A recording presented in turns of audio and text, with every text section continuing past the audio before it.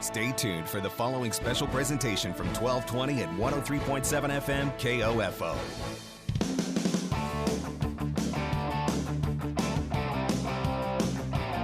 KOFO, your sports source for East Central Kansas, welcomes you to this broadcast of Ottawa University Braves men's basketball.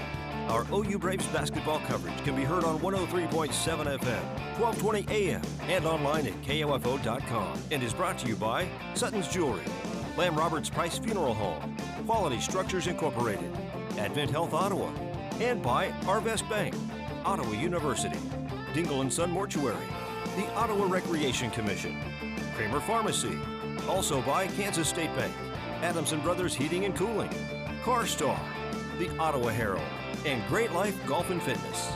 Now let's join KOFO's Casey Weeder for Ottawa University Braves men's basketball.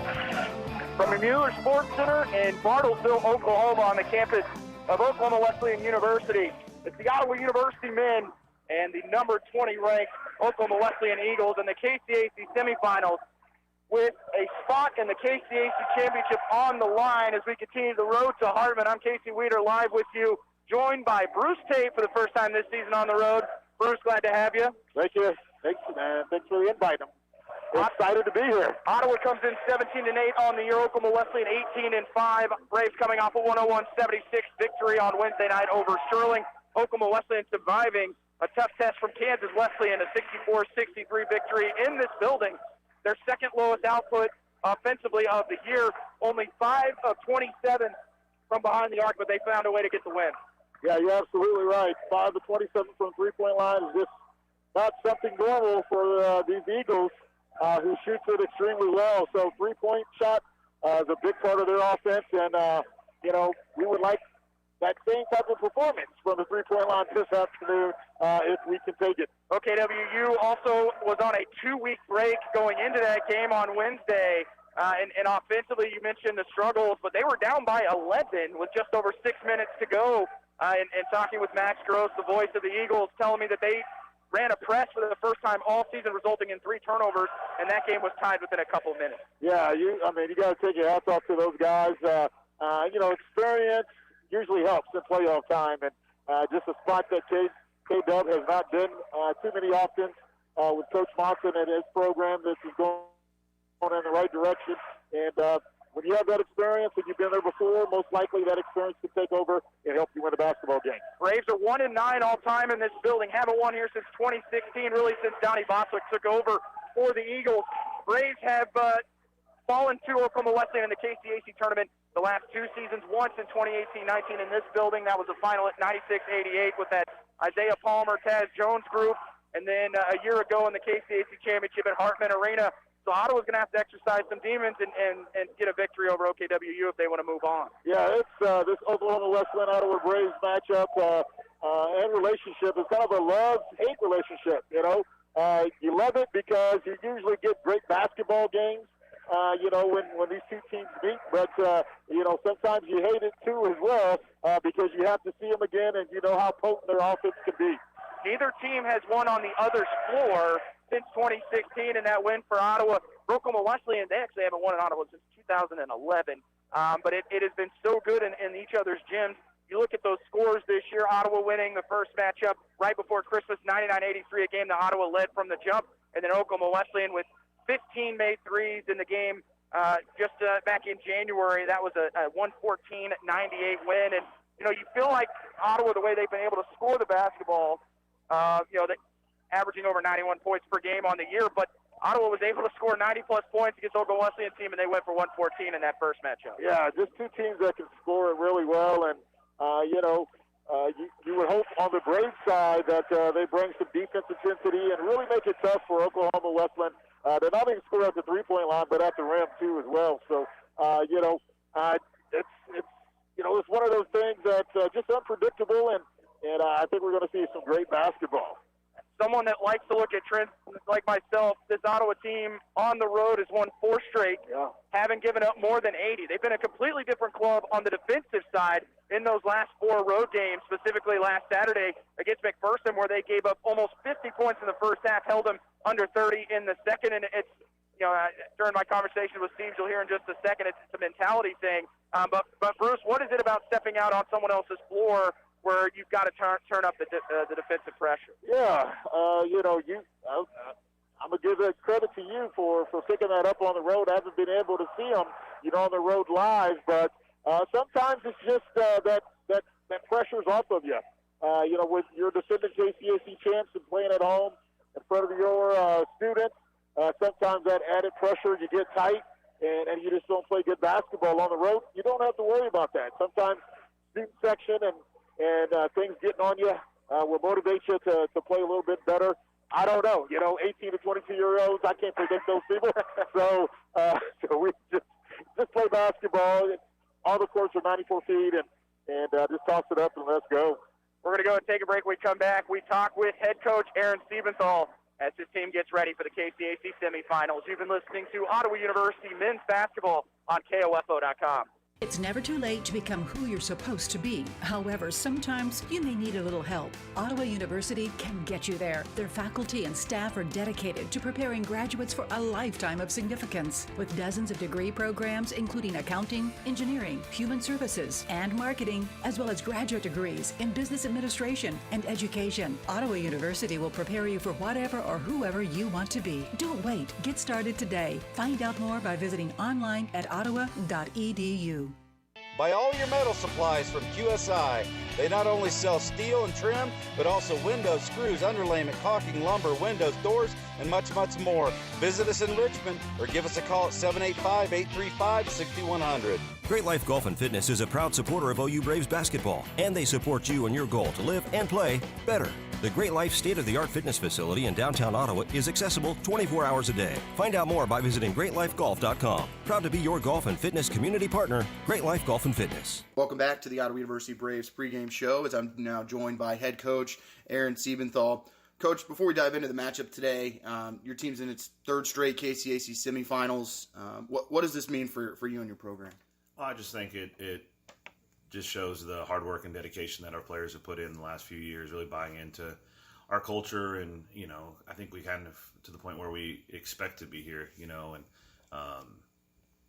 that's come through, like I said, just hard work and a lot of sacrifices our guys and our assistant coaches have made to get here. So obviously we want to get as deep in the tournament every year as we can. And so hopefully we'll just keep this thing going.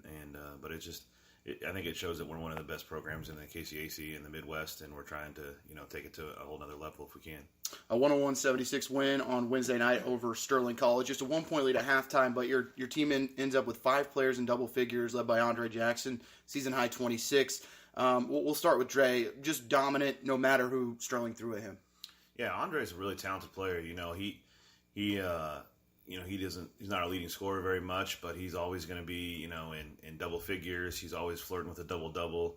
I mean, the guy guards 1 through 5, but he's really strong when he's taking the ball to the rim, and he finishes well around the rim, and so he's a really talented player, and I think that's kind of what we've tried to establish the culture here is that we're just going to move the ball around, let it hopefully find the right matchup and the right guy. And if that guy's hot, we want to keep getting in the ball. And our guys really did a good job of identifying that Andre was hot at the time, and they kept getting the ball. We tried to run some plays for him, and he finished. As you take on Oklahoma Wesleyan today in Bartlesville, so you jump on the road.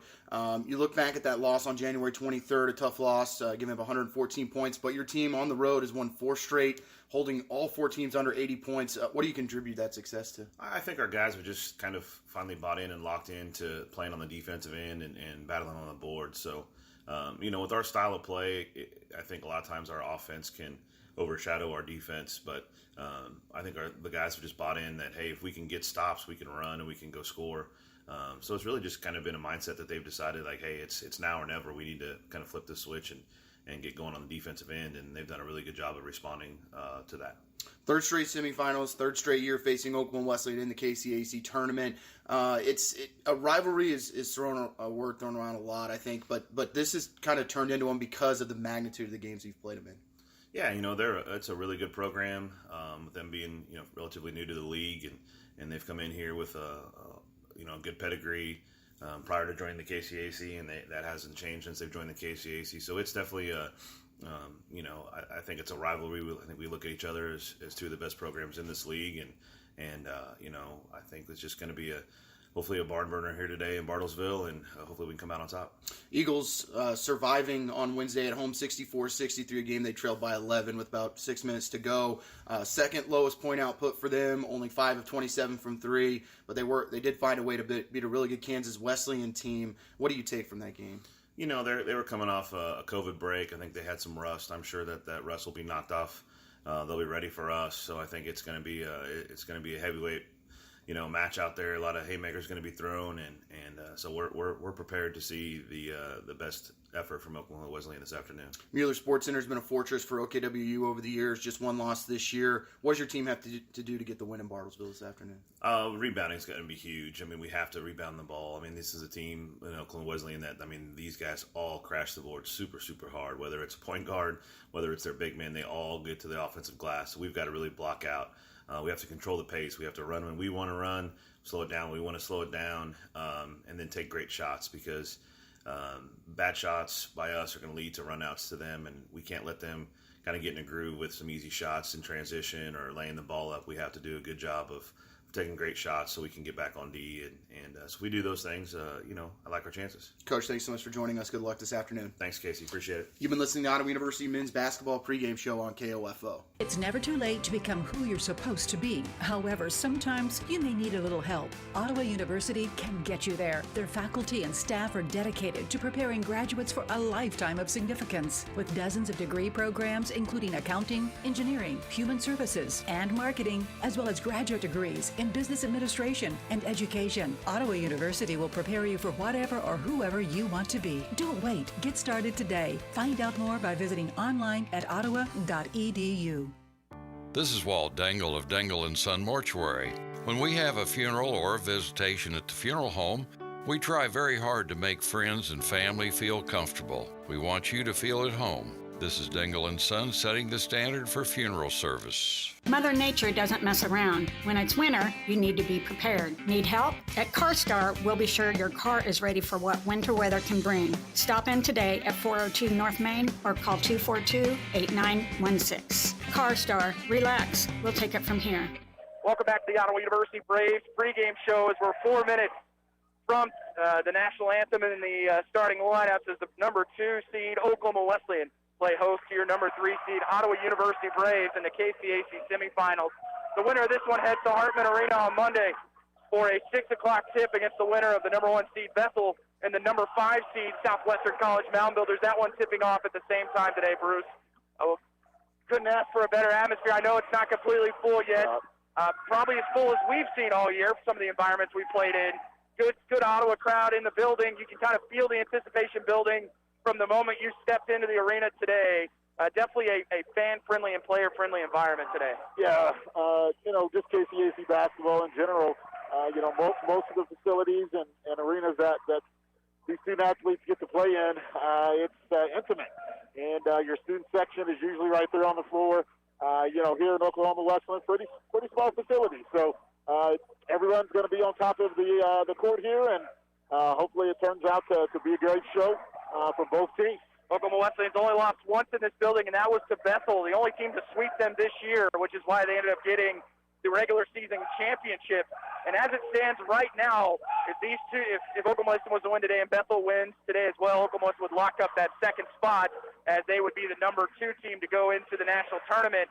Ottawa, on the other hand, on the bubble right now for the national tournament. Some things have fallen their way nationally, but you feel like a win today definitely gives you a better chance of sneaking in case you didn't win on Monday night. Yeah, you're exactly right. So just reaching that KCAC championship game, knocking off a ranked opponent on their floor, and the name recognition, of the Braves will give them a great chance to speak up in those overall, national polls and hopefully get an at-large bid. And they might get sent somewhere they don't want to play. But just getting there gives your team an opportunity to continue playing. Send me to Nampa, Idaho, or out to Arizona, or wherever the heck we want to go. We will gladly make that trip. Bruce, any keys for you tonight before we send it back before the national anthem? Yeah, rebounding. This Oklahoma Wesleyan team is just a great team on the boards. Plus, plus 13, 14 over their opponents. Rebounding usually will tell the tale of numerous things, but just, only allowing one shot for this great offensive team is going to be key for the Braves. And the Braves win back in December, rebounds even at 40-40.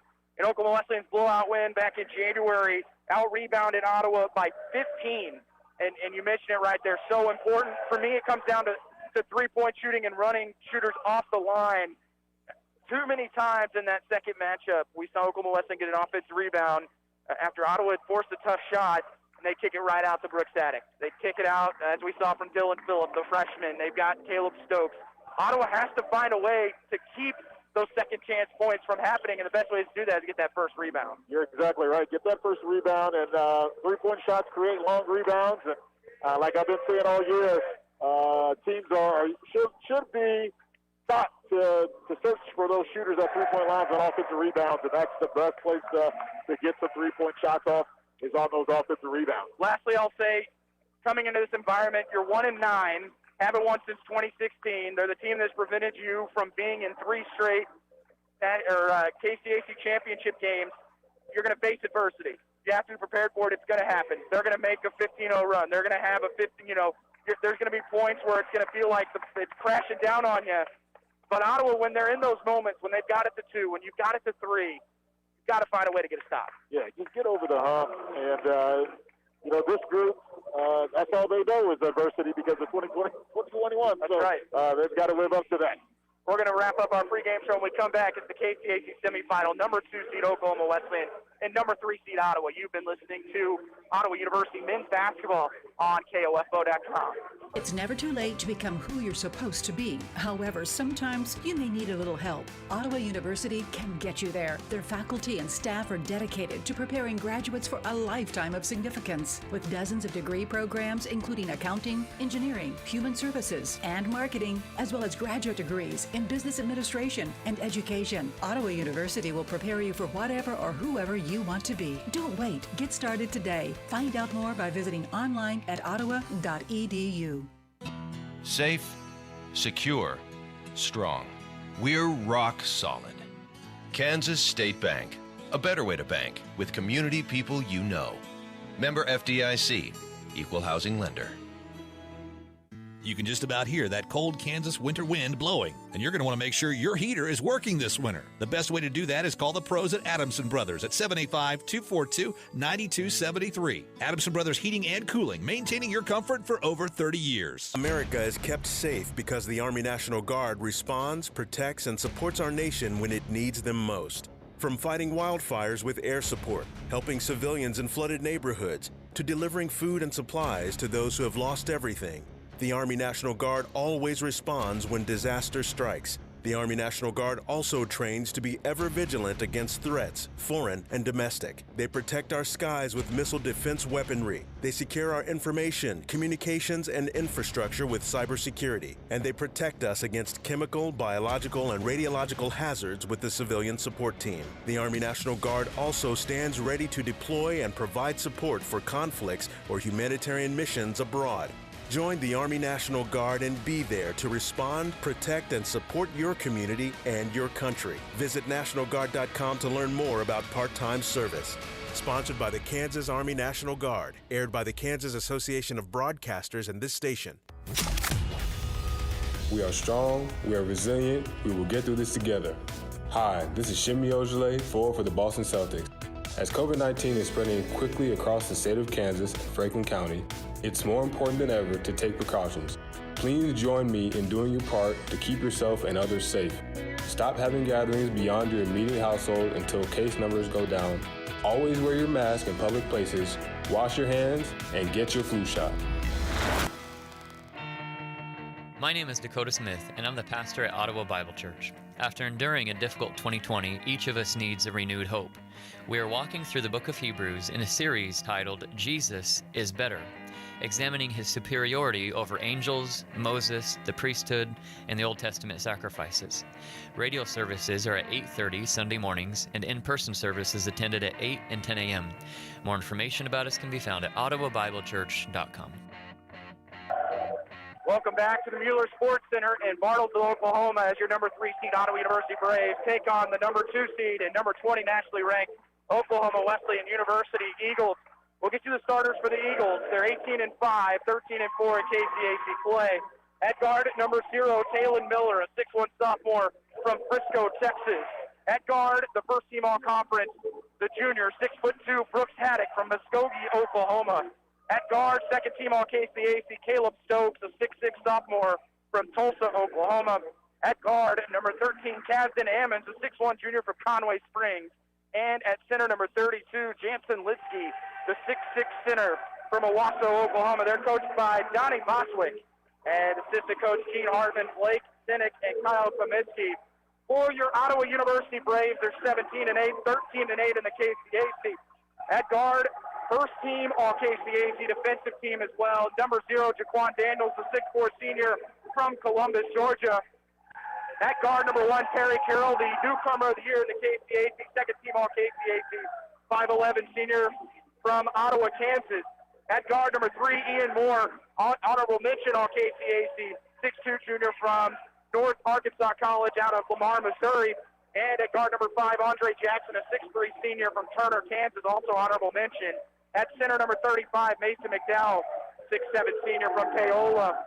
As the Braves coached by Aaron Stevensall, overall record 103-75, and his 16 assistant coaches, Bill McClintock and Jamie Badish.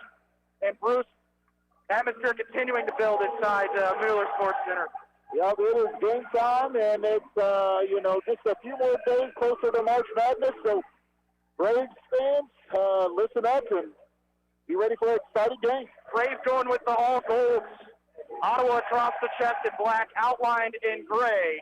For Oklahoma Wesleyan, all gray jerseys, OKWU written in navy blue. As they will go back to their huddle, Ottawa already standing in the center circle. Andre Jackson, remember Bruce, 26 points on Wednesday on 13 of 15 shooting.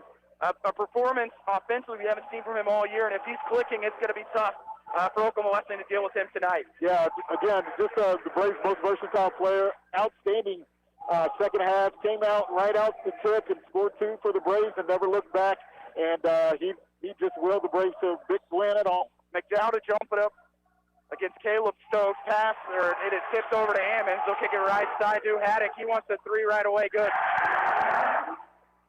Haddock with only 10 points on Wednesday night. They only made 5 threes as they were 5 of 27.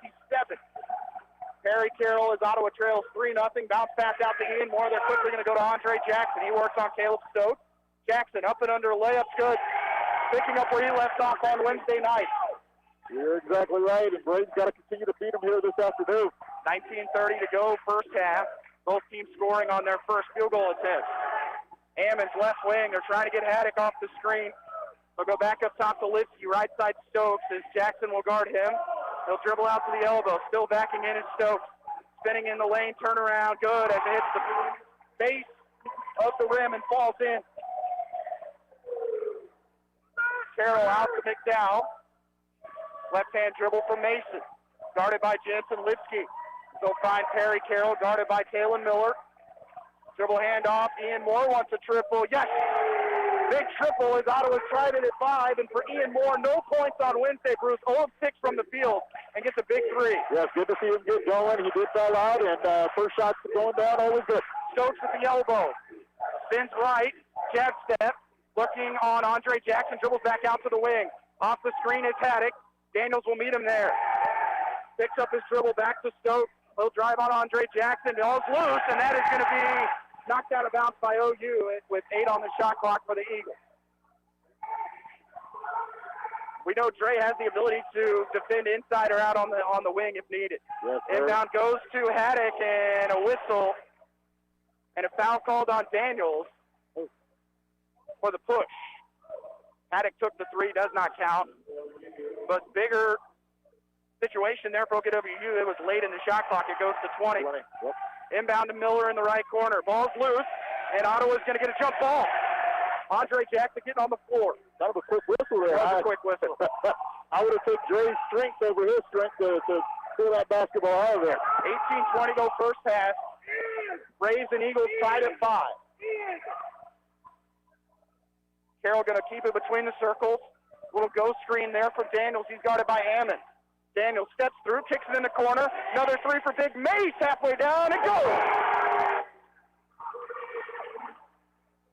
Mason McDowell hits a three. It's 8-5 OU. 17:57 to go first half. Up top, Litsky. He wants a three from straight away. No. Rebound on the floor. Both teams getting on the deck. Miller got the rebound. And the putback, he's fouled by Ian Moore. And I tell you what, Litsky had a little bit of a slide there when he got that ball. Could have been called a travel. That's true. That's true.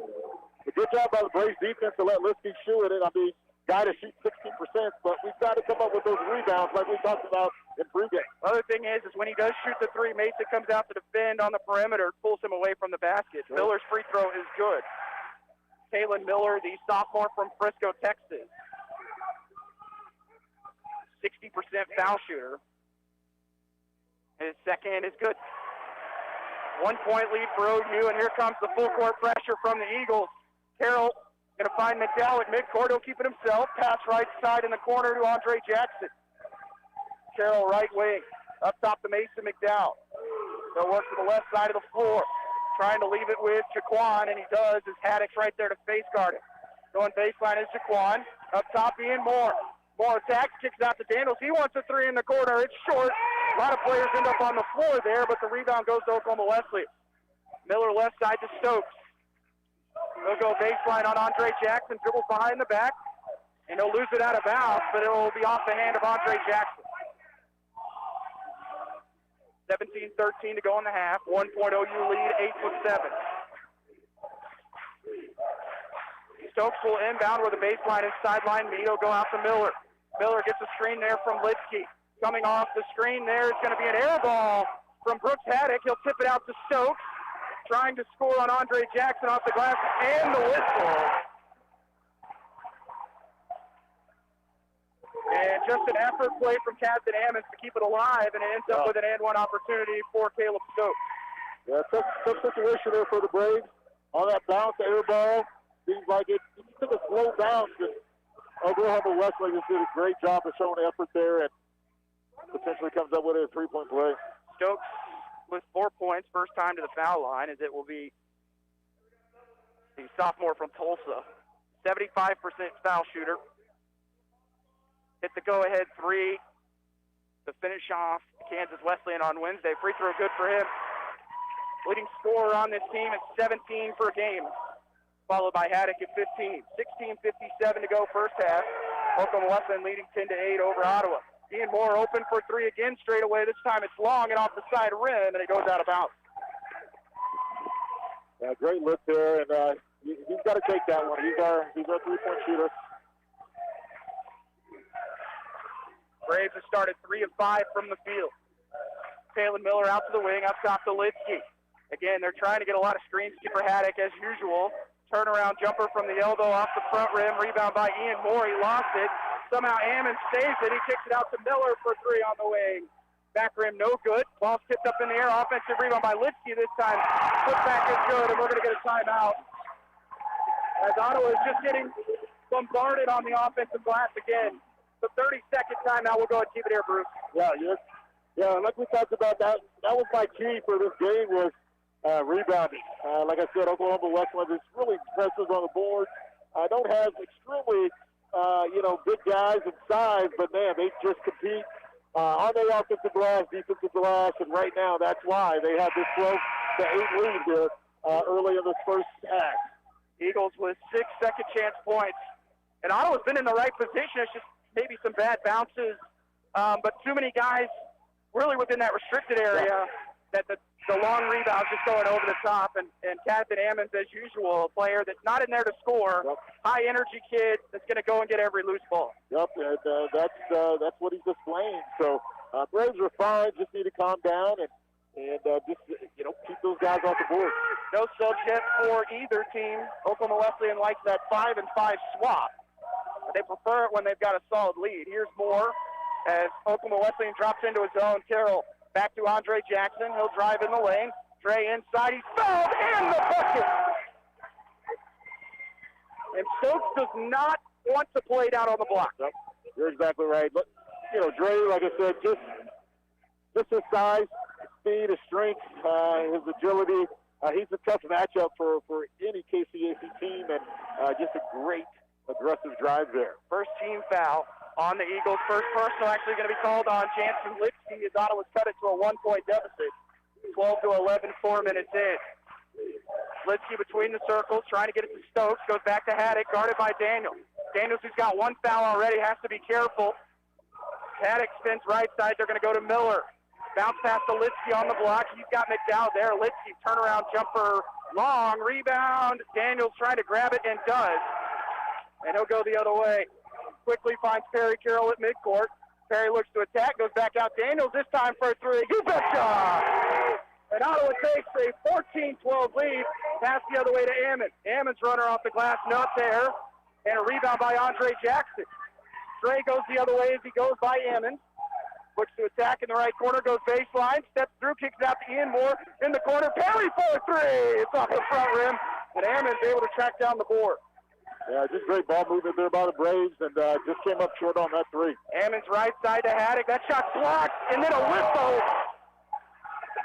And a foul called on Daniels super late. Oh, wow. And that's two on Daniels. Wow. Stuff coming for both teams as Haddock will shoot free throws. Haddock's free throw good.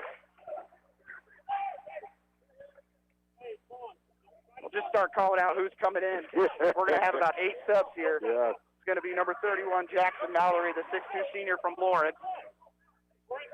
That'll be number 13, Ty Bland, the 6'5 junior from Auburn Hills, Michigan. Joe Johnson III, 5'8 senior from Waynesville, Missouri.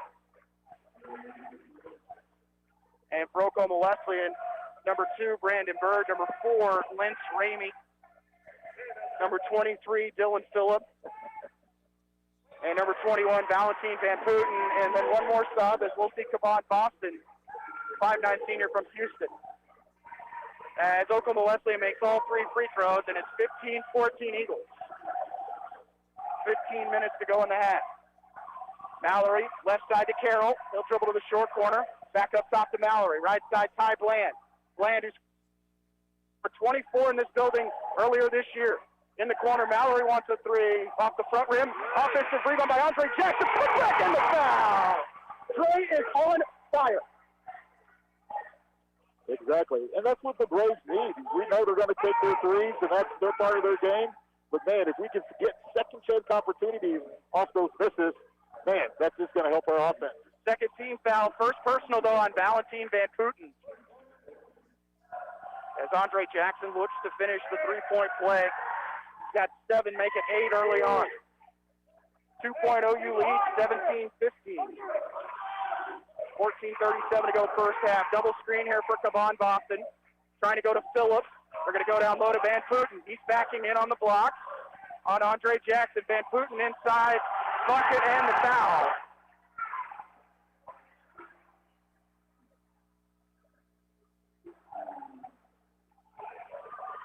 As that is team foul number 5 on Ottawa. Second personal on Andre Jackson. Wow. Tough call. I thought he was vertical the whole time.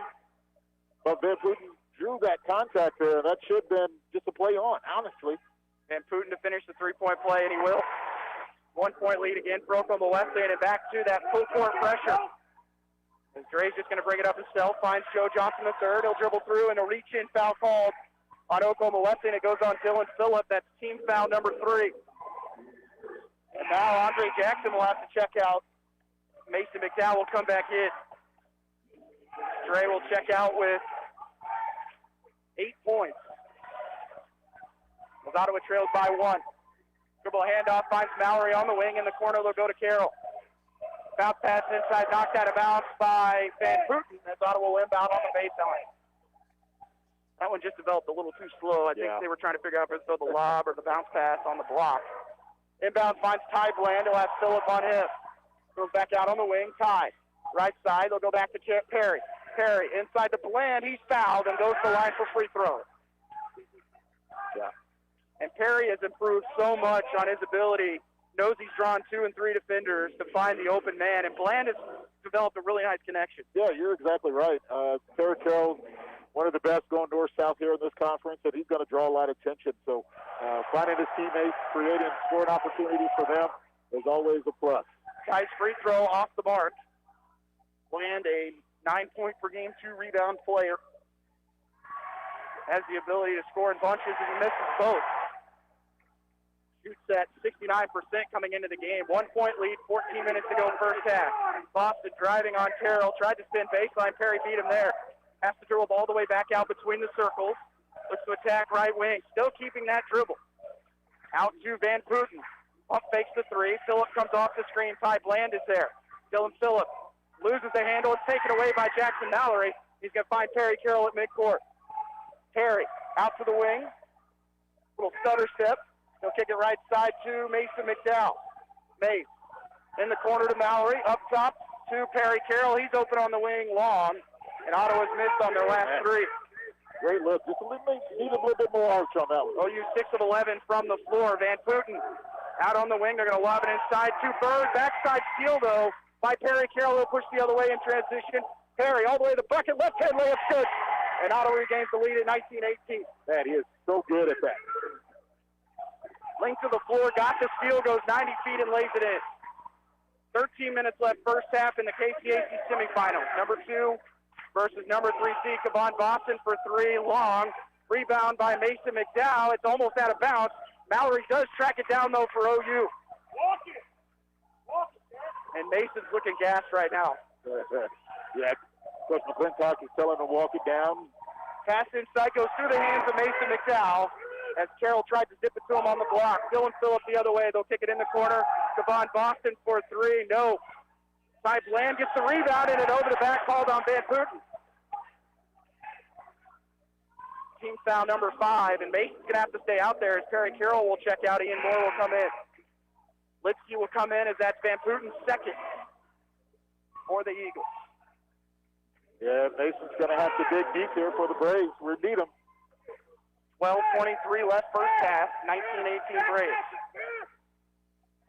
As Ty Bland will stand on the OK in the OKWU logo. Here's Ty, gets inside, lost the handle, and it's going to be Oklahoma Wesleyan basketball as he went through 2 defenders trying to draw the contact. Yeah.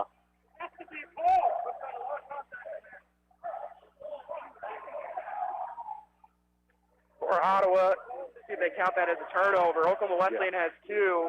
I believe that is going to go as a turnover. Yeah. Bird comes off the screen at the top. They were looking for Ramey. Mallory beat him there, so they have to reset to Phillip. Right side pass, Brandon Bird. He's got Joe Johnson on him. Little push off, and it is going to be an offensive foul. Team foul number 6 on Oklahoma Wesleyan. Yeah. Good ball. Starting 5, going to come back in for the Eagles. Ammons, Stokes, Haddock, Lipsky, and Miller. A lot of whistles here early on in the first 8.5 minutes. A lot of whistles. So Mallory right wing, trying to get Joe started. They're going to kick it up to Mason McDowell. He wants a wing 3, no. And a whistle. They said it hit the shot clock. As that ball ricocheted. Tough angle for us, so we'll agree with them on that one. Shot clock, or he just caught over the backboard, maybe. Teams have cooled off. Ottawa was 7 of 10. They're now 7 of 13. Oklahoma Wesleyan sitting at 5 of 13. Here's Haddock, left wing. Screen there, gets free, open, triple for him, in and out. Rebound, battles for it. It's going to be Ottawa basketball. No, it's going to say it was off of the hands of Mallory. Don Miller was the last one to touch it.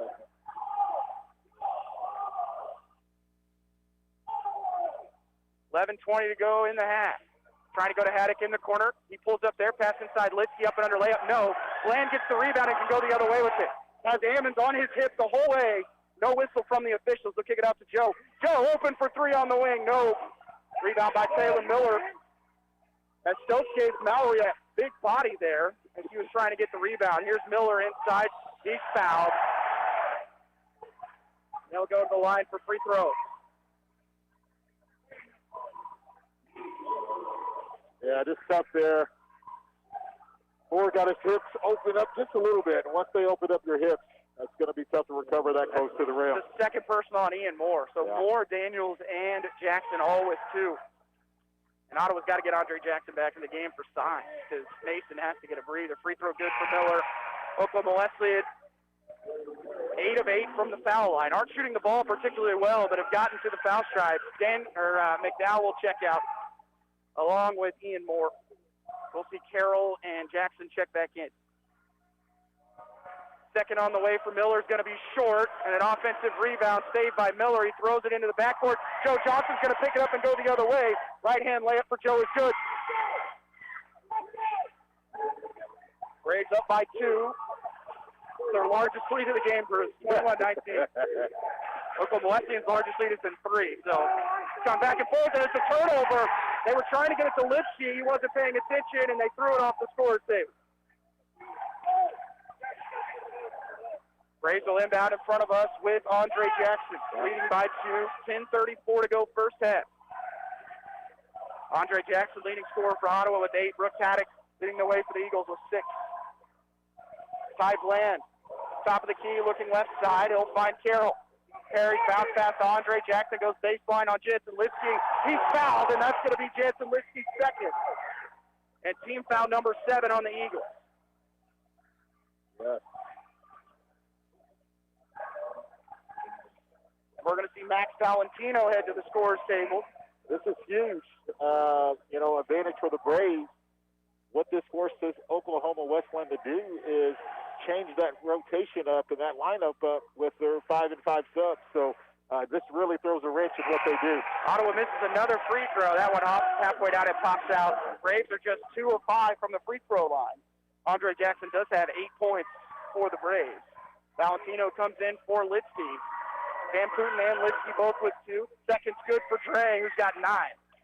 And Ottawa's largest lead as they go up by 3, 22-19. 10:16 to go in the half. Kalen Miller out on the wing. Ottawa's going to switch and have Mallory guard him. Miller gets the short corner, skip pass in the corner, finds Kasdan Ammons for 3, long. Rebound goes to Andre Jackson for OU. Finds Joe in transition out on the wing. Joe up top to Mallory. Right side, Ty Bland. Bland wants a 3 on the wing. Yes!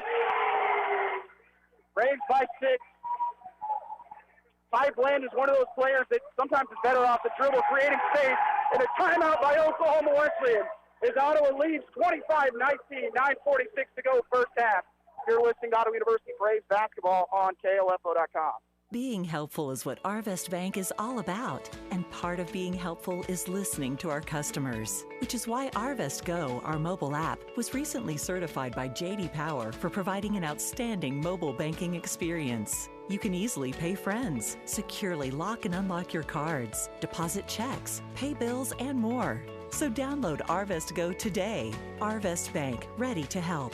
Member FDIC. For J.D. Power 2020 certification info, visit jdpower.com/awards. Braves leading 25-19 as we have 9 minutes and 46 seconds to go in the first half. Bruce, you're checking in on our other semifinal. Yes. The Bethel Threshers are up 23-18 over the Southwestern Builders right now. So large crowd there in North Newton, it looks like, as well. Hopefully maybe getting back some normalcy as we hit the end of the season. You're absolutely right. 9:40 to go in the half. 25-19 OU. This is their largest lead, up by 6 in the midst of a 7-0 run. Haddock right corner off the screen. Ammon. Ottawa's going to let him shoot the 3. It's off the front rim. Andre Jackson with the rebound. And he'll leave it with Jackson Mallory.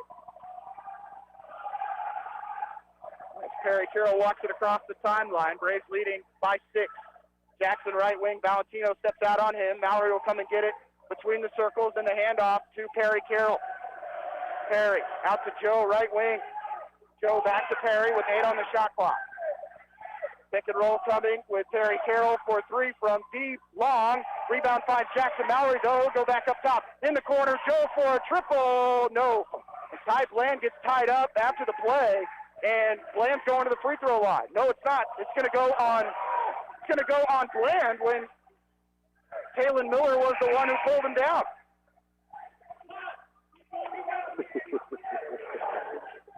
Wow. 17 foul, and Kalen Miller shoots free throws. Foul line has been the saving grace here for Oklahoma Wesleyan. They're 5 of 15 from the floor, 1 of 6 from 3, but they're 8 of 9 from the free throw line. And Miller's lived there here early on as the first one's good. As Chazin Ammons just flew through the body of Jackson Mallory on that play. Yeah. The tough thing about officiating in playoff games, sometimes officials come in really, really focused and sometimes just overcall things. So Braves are going to have to adjust. Gray left wing, Ottawa leading by 5. Leaves it with Johnson the third. He'll drive on Haddock. Back up top to Mallory. Going to set a screen right side, kick it in the corner. Finds Carroll in the right corner. Perry keeps the left-hand dribble. Ottawa working around the perimeter left side. Joe Johnson high arcing for yes! Joe Johnson's come in and hit a triple. He's got 5, and Ottawa's largest lead at 8, 28-20. 8:23 to go in the half. Joe kind of has that body language like he does the other night. Really focused and locked in. Miller to the right wing. Right-hand dribble. Bounce pass to Valentino. Short corner. Carroll's going to have to guard him. They'll go back out to Miller. His 3 good. Not a guy that you're going to be too upset about taking that shot. Just 26%. Carroll the other way. He hits the deck hard. No whistle. Haddock will come away with it. Finds Miller in transition. Miller in the corner. Here's Ammons for 3. No. Rebounds loose. And ball is on the deck. Kalen Miller will pick it up. Kicks out to Stokes for 3. Long. Rebound by Andre Jackson. He'll hit the deck hard. Ammons jumps on his back, and Ottawa goes the other way. Here's Perry in the lane through the contact. No bucket, but he's going to the foul line with 7:36 to go, and just some craziness on the glass. Jeez. Officials are probably watching high on that. And some subs coming. This is the first time we will see Austin Poling for Oklahoma Wesleyan. It suffered a severe wrist injury several weeks ago. He'll make his first appearance in a long time. A guy that was a huge player defensively for them a year ago in that championship win. Took 2 charges on Jaquan Daniels late in that game to seal it. Yeah, tough task to come in here and play at a high level. Definitely in a semifinal game to play for a championship. So we'll see how he does. Subs for Oklahoma Wesleyan. Phillip, Poling, Bird, and Ramey in. They'll join Stokes. As Andre Jackson will sit for OU, Jaquan Daniels will come in, most likely playing the 4 or the 5 on the defensive end. Yeah, just with those 2 fouls, have to be smart. Carroll's free throw good. Ottawa's lead at 7, 30-23, 7:35 left first half. As it's Brandon Bird at the point to start this possession. They'll move Phillip out to the 2. Off the screen is Lynch Ramey, the sharpshooter. Out to Poling, left wing. Daniels will back off of him. Out to Phillip, left corner. Turnaround 3 is going to be well short. There's Bird with the offensive rebound. Ball is loose. Daniels will have it, and he takes the timeout as Ottawa gets the loose ball. It'll be a 30-second timeout. Bruce will go ahead and keep that. You know what? They're going to change it to a full, so we'll take that full. You're listening to Ottawa University Braves basketball on KLFO.com. Great Life Golf and Fitness is a proud supporter of OU Braves basketball, and they support you in your goal to live and play better.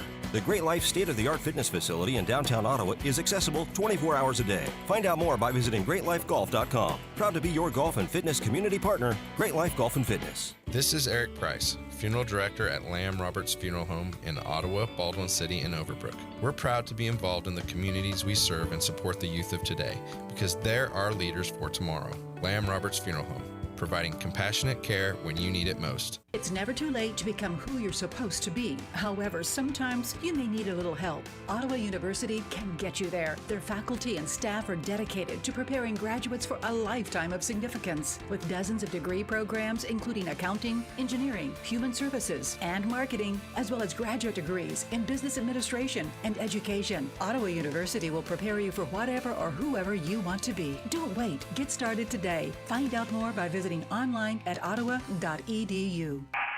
Braves leading Oklahoma Wesleyan 30-23 here, Bruce, late in our first half.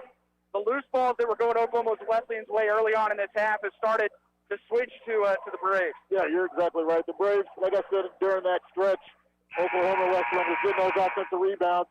Hey, we're fine, you know. Just that burst of energy at the beginning of the game, Braves have settled in and taken control of this first half so far. 7:07 to go in the half.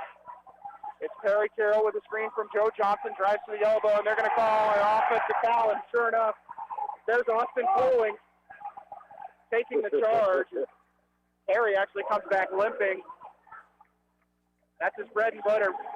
Yeah, and that's what you don't want for that type of player in their first game, is to get that momentum that way of his usual self. 3 turnovers on Ottawa. They're going to set a screen here on Carroll. Bird cut off, backdoor cut to Poling, right side Stokes. Stokes kicks it left side. Here's Dylan Phillip for a deep 3. Hits it. Cuts it to a 4-point deficit. Ottawa leading 30-26. Left side out to Carroll. 6:30 to go in the half. Mallory sets the screen, comes back. Looking dribble handoff to Daniels, guarded by Stokes. Jaquan, step back 3, was hit on the arm, and he's going to shoot 3 free throws. Ace team foul on the Eagles. Coach Steve's about to be fired up on that. First personal on Caleb Stokes.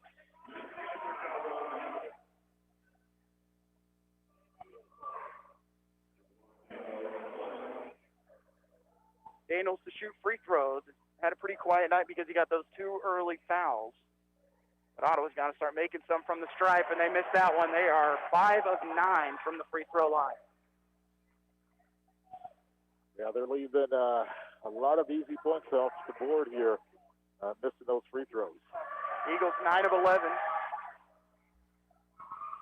He misses the second. 5 of 10 is OU. Daniels selected all-conference yesterday. First team all-conference unanimous, and then defensive team as well. Jalen Scott was the player of the year out of Bethel College. Daniels third good. Ottawa's lead at 5, 31-26, 6:23 to go in the half.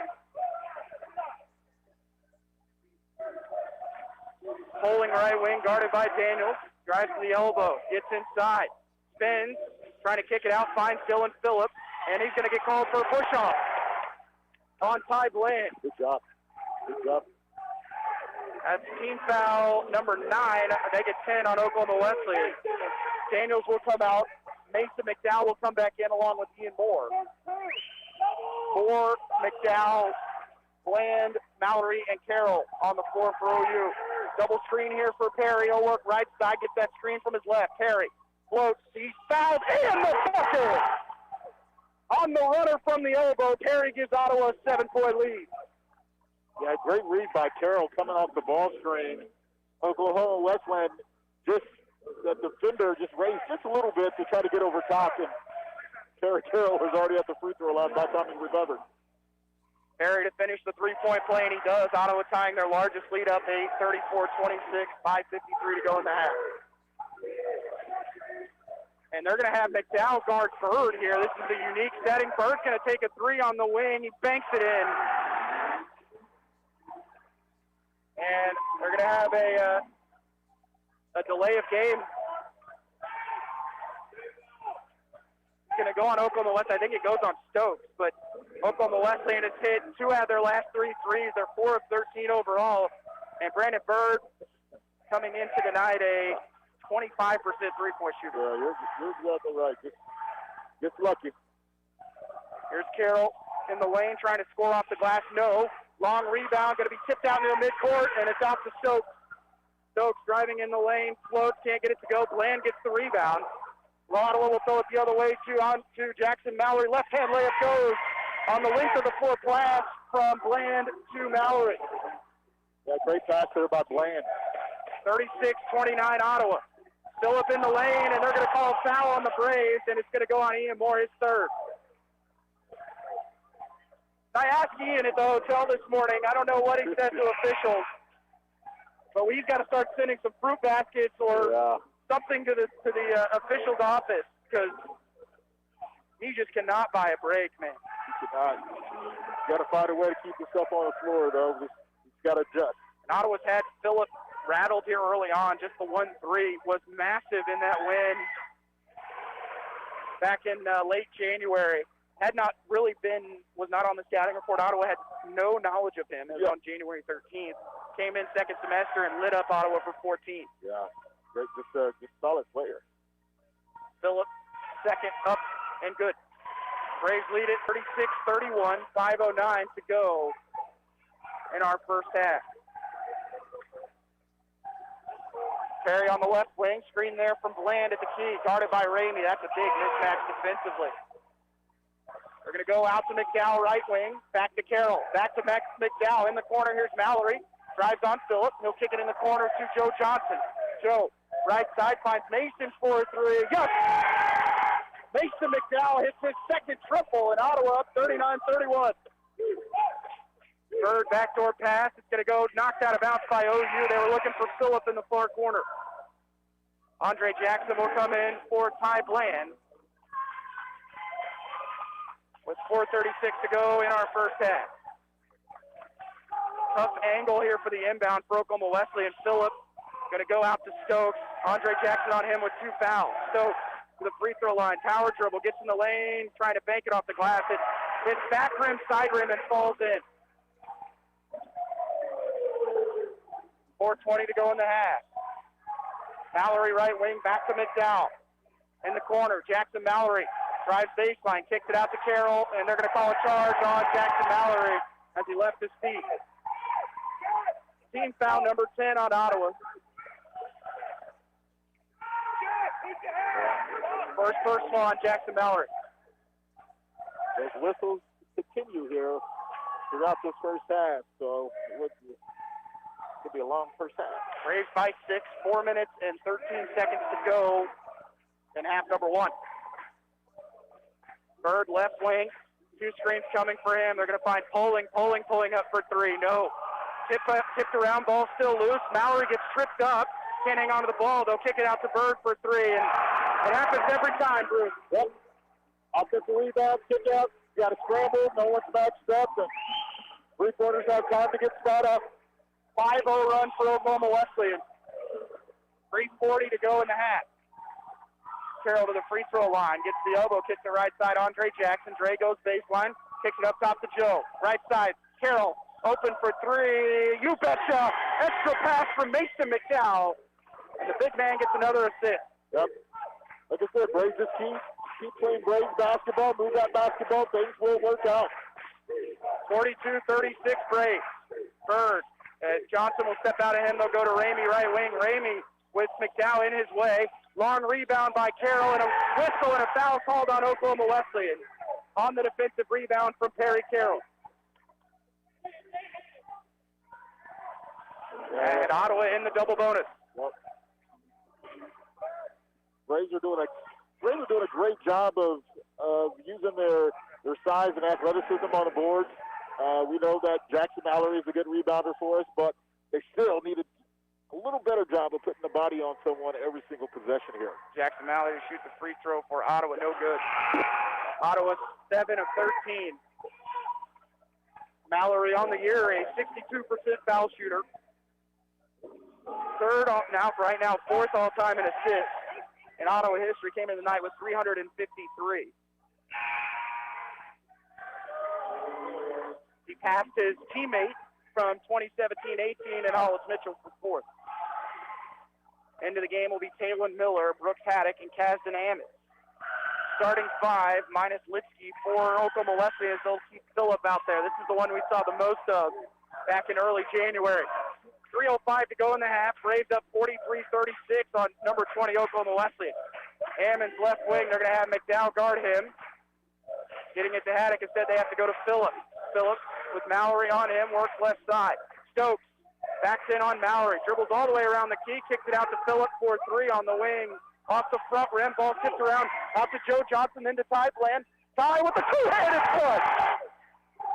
Ottawa goes up 9, 45-36. They'll kick it in the corner. Ammons goes baseline. Pass inside. Layup. Not going to go. Ty Bland with the board for OU. He'll push in transition. Ty in the lane. Steps through the contact. No. And a whistle late. It's going to send Bland to the line for free throws. Yeah, just good 2 energy possessions here by Ty Bland, and that's his role, is to come in and make those big athletic plays, and he's given the Braves a little spark here right before half. Bland's first free throw, he rattles in.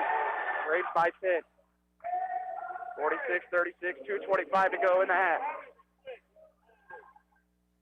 Your assistant coach, Phil McClintock, to our right. Bruce telling Perry Carroll it's okay to go slow in some situations right now. 2:20 to go in the first half. Braves by 10. This is their largest lead of the game. On the road in Bartlesville against number 20, Oklahoma Wesleyan.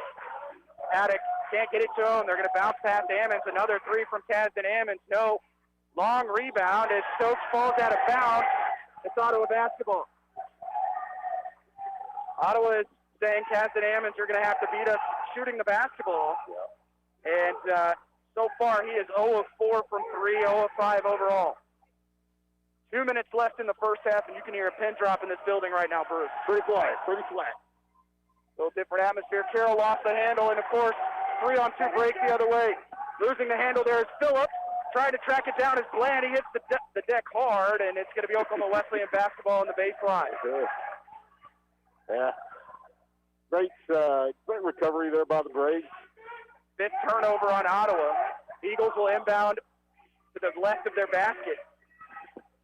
We're going to have a stoppage here to clean up the sweat from Bland. We'll take the stoppage. We'll take it. Let the crew that's on the floor get a break. Lynch Ramey is going to have to come into this game for Ammons. And Ramey, a sharpshooter. 41% three-point shooter. Inbound finds Phillips. They're going to lob it over the top to Stokes. He's fouled, but they're going to make him earn it. Mason came over, gave him a little bit of the body. Yeah. Tough matchup for Mallory there on the post. Well, and what's nice for me is Ottawa not allowing Stokes to finish, get the three-point play. That's the hardest thing in this building is they just get so many and ones. Stokes free throw, good. Caleb Stokes now with 8. Ammons is going to check right back in for Dylan Phillips.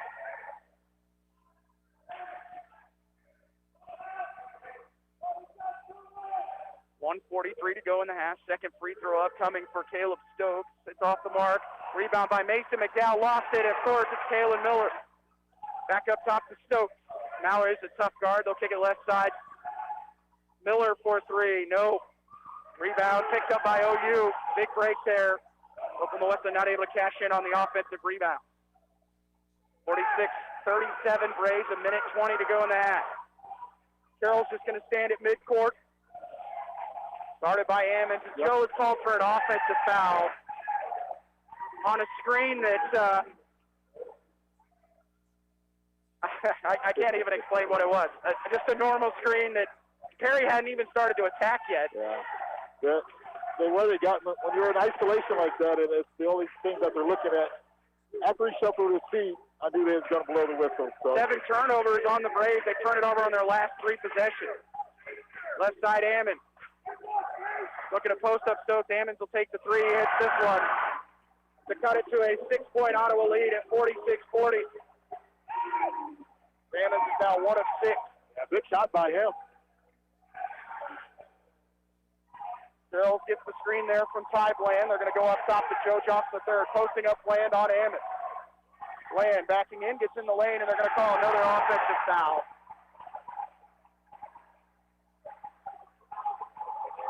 And he baited him right into it. Good. After the first contact, he was going to come with it again. And second foul on Ty Bland. And Ottawa's 10-point lead is down to 6 with 36 seconds to go in the half. 8-second differential between shot clock and game clock. Miller, Ottawa's going to switch here. They're going to go up top into the hands of Stokes. Trying to get it over to Haddock. Stokes takes a deep 3, and they're going to call a foul on Johnson III. He's going to send Haddock to the line for free throw.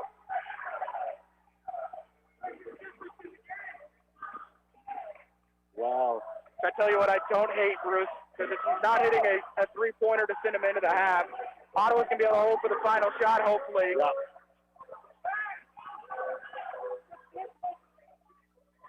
That's Joe's second. Haddock's free throw is good, and Eagles are 13 of 16 from the foul line. Ottawa just 9 of 16. Austin Poling coming into the game for Oklahoma Wesleyan.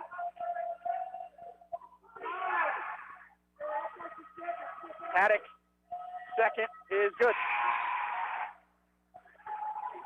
Max Valentino will come in for Haddock with 21.3 to go in the half. Braves up by 4. The 6-0 Oklahoma Wesleyan run. Braves get a good possession here and let the officiating get out of their head a little bit. Tough calls being made. Bland's going to set a screen, then go left side. 5 on the shot clock. Step back 3 from tight end. That half. Yes! And they're going to call a flop on Ty Bland. This is crazy. With 1.9 remaining. And now Siebes has got a warning, the whole bench has got a warning.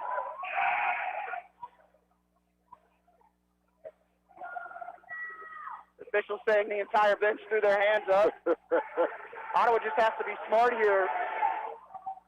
With 1.9 to go in the first half, up 49-42. It'll be Stokes to inbound it. Going to throw it to Taylor Miller. 1 second. He'll throw it from half court. It's off the backcourt, and that does it for our crazy first half as Ottawa leads by 7, 49-42 at the break. We'll take a timeout. You listen to Ottawa Braves basketball on KOFO.com.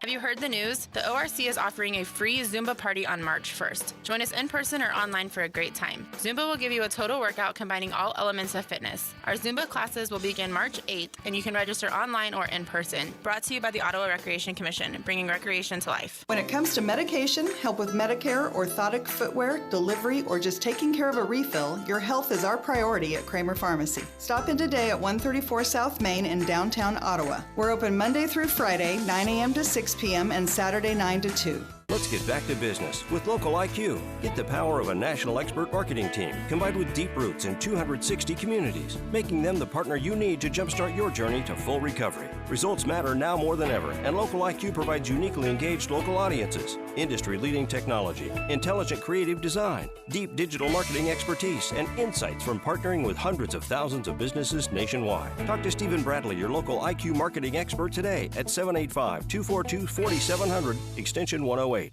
It's never too late to become who you're supposed to be. However, sometimes you may need a little help. Ottawa University can get you there. Their faculty and staff are dedicated to preparing graduates for a lifetime of significance. With dozens of degree programs, including accounting, engineering, human services, and marketing, as well as graduate degrees in business administration and education, Ottawa University will prepare you for whatever or whoever you want to be. Don't wait. Get started today. Find out more by visiting online at ottawa.edu.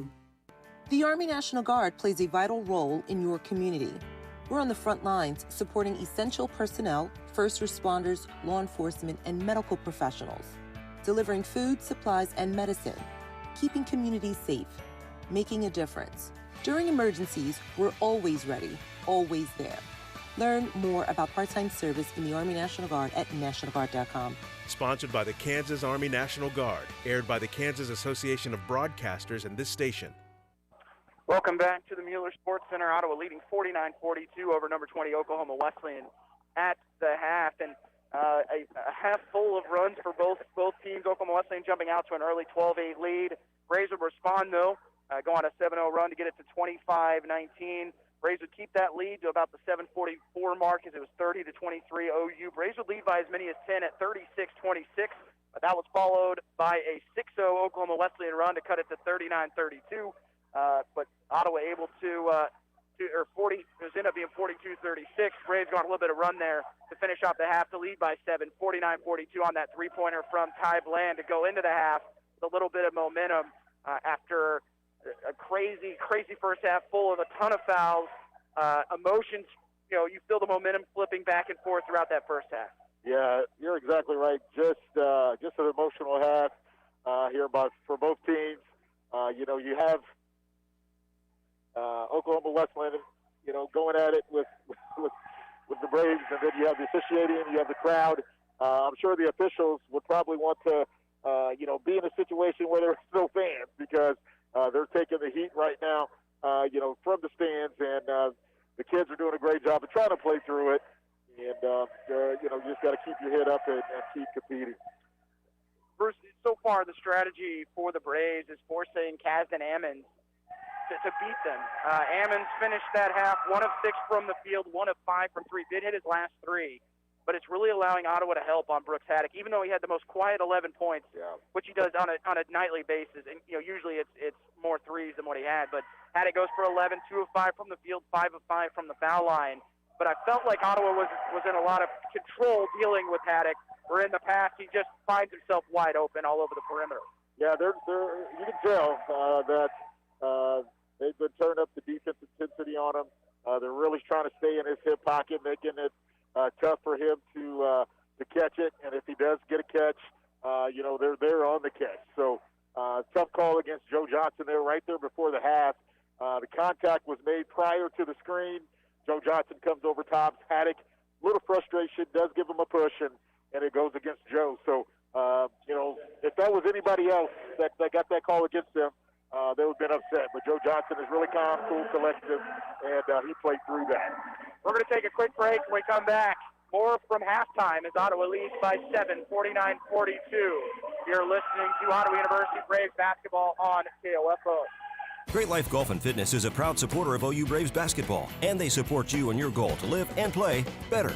The Great Life state-of-the-art fitness facility in downtown Ottawa is accessible 24 hours a day. Find out more by visiting greatlifegolf.com. Proud to be your golf and fitness community partner, Great Life Golf and Fitness. When it comes to medication, help with Medicare, orthotic footwear, delivery, or just taking care of a refill, your health is our priority at Kramer Pharmacy. Stop in today at 134 South Main in downtown Ottawa. We're open Monday through Friday, 9 a.m. to 6 p.m. and Saturday 9 to 2. Let's get back to business with Local IQ. Get the power of a national expert marketing team combined with deep roots in 260 communities, making them the partner you need to jumpstart your journey to full recovery. Results matter now more than ever, and Local IQ provides uniquely engaged local audiences, industry-leading technology, intelligent creative design, deep digital marketing expertise, and insights from partnering with hundreds of thousands of businesses nationwide. Talk to Stephen Bradley, your local IQ marketing expert today at 785-242-4700, extension 108.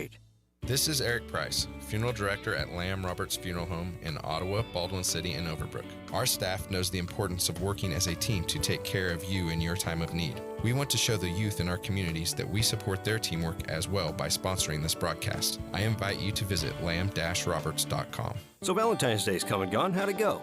What? No, he didn't. A vacuum cleaner? Well, it's too cold for him to sleep in the doghouse, so how about giving him another chance? I'll talk to him. Did you really think a new vacuum was what you wanted? You haven't been listening. I know, that's probably what she said too. Sutton's Jewelry, my friend. Sutton's Jewelry. She wants a new Vera Bradley bag. You know, a new fresh pattern. And when she opens it up, you better have a new set of earrings or a necklace. Or, if you're making good for more than one past Valentine's Day, may I suggest a new diamond, ready and waiting. Sutton's Jewelry, 213 South Main in downtown Ottawa. Because it's just too cold to sleep in the doghouse. Great Life Golf and Fitness is a proud supporter of OU Braves basketball, and they support you in your goal to live and play better. The Great Life state-of-the-art fitness facility in downtown Ottawa is accessible 24 hours a day. Find out more by visiting greatlifegolf.com. Proud to be your golf and fitness community partner, Great Life Golf and Fitness. Did you know Kansans with disabilities are nearly 3 times more likely to be victims of a crime? Are you a Kansan with a disability? Are you also a victim of crime? The Disability Crime Victims Unit may be able to provide you with free advocacy or civil legal services to respond to your disability rights needs as a crime victim. It doesn't matter how large or small the crime. It doesn't matter whether you reported this crime to anyone. If you are a person with a disability and a crime victim, contact the Disability Rights Center of Kansas to find out if their Disability Crime Victims Unit can help you. Call toll-free 877-776-1541 or go to drckansas.org. Content of this radio ad is sponsored by the Disability Rights Center of Kansas and this station. It is supported by subgrant number 18-VOCA-55, awarded through the Federal Office for Victims of Crime as administered by the Kansas Governor's Grants Program. It does not necessarily reflect the views of the Office of the Kansas Governor or the U.S. Department of Justice. Welcome back inside the Mueller Sports Center as we're being serenaded here at halftime, Bruce. Yeah, have a little halftime rap show going on by one of the high school students. Could be the first time I've seen the rapper have to go over and turn the music up on another room in the building. So we're seeing a lot of crazy stuff, as we usually do in this place. Yep.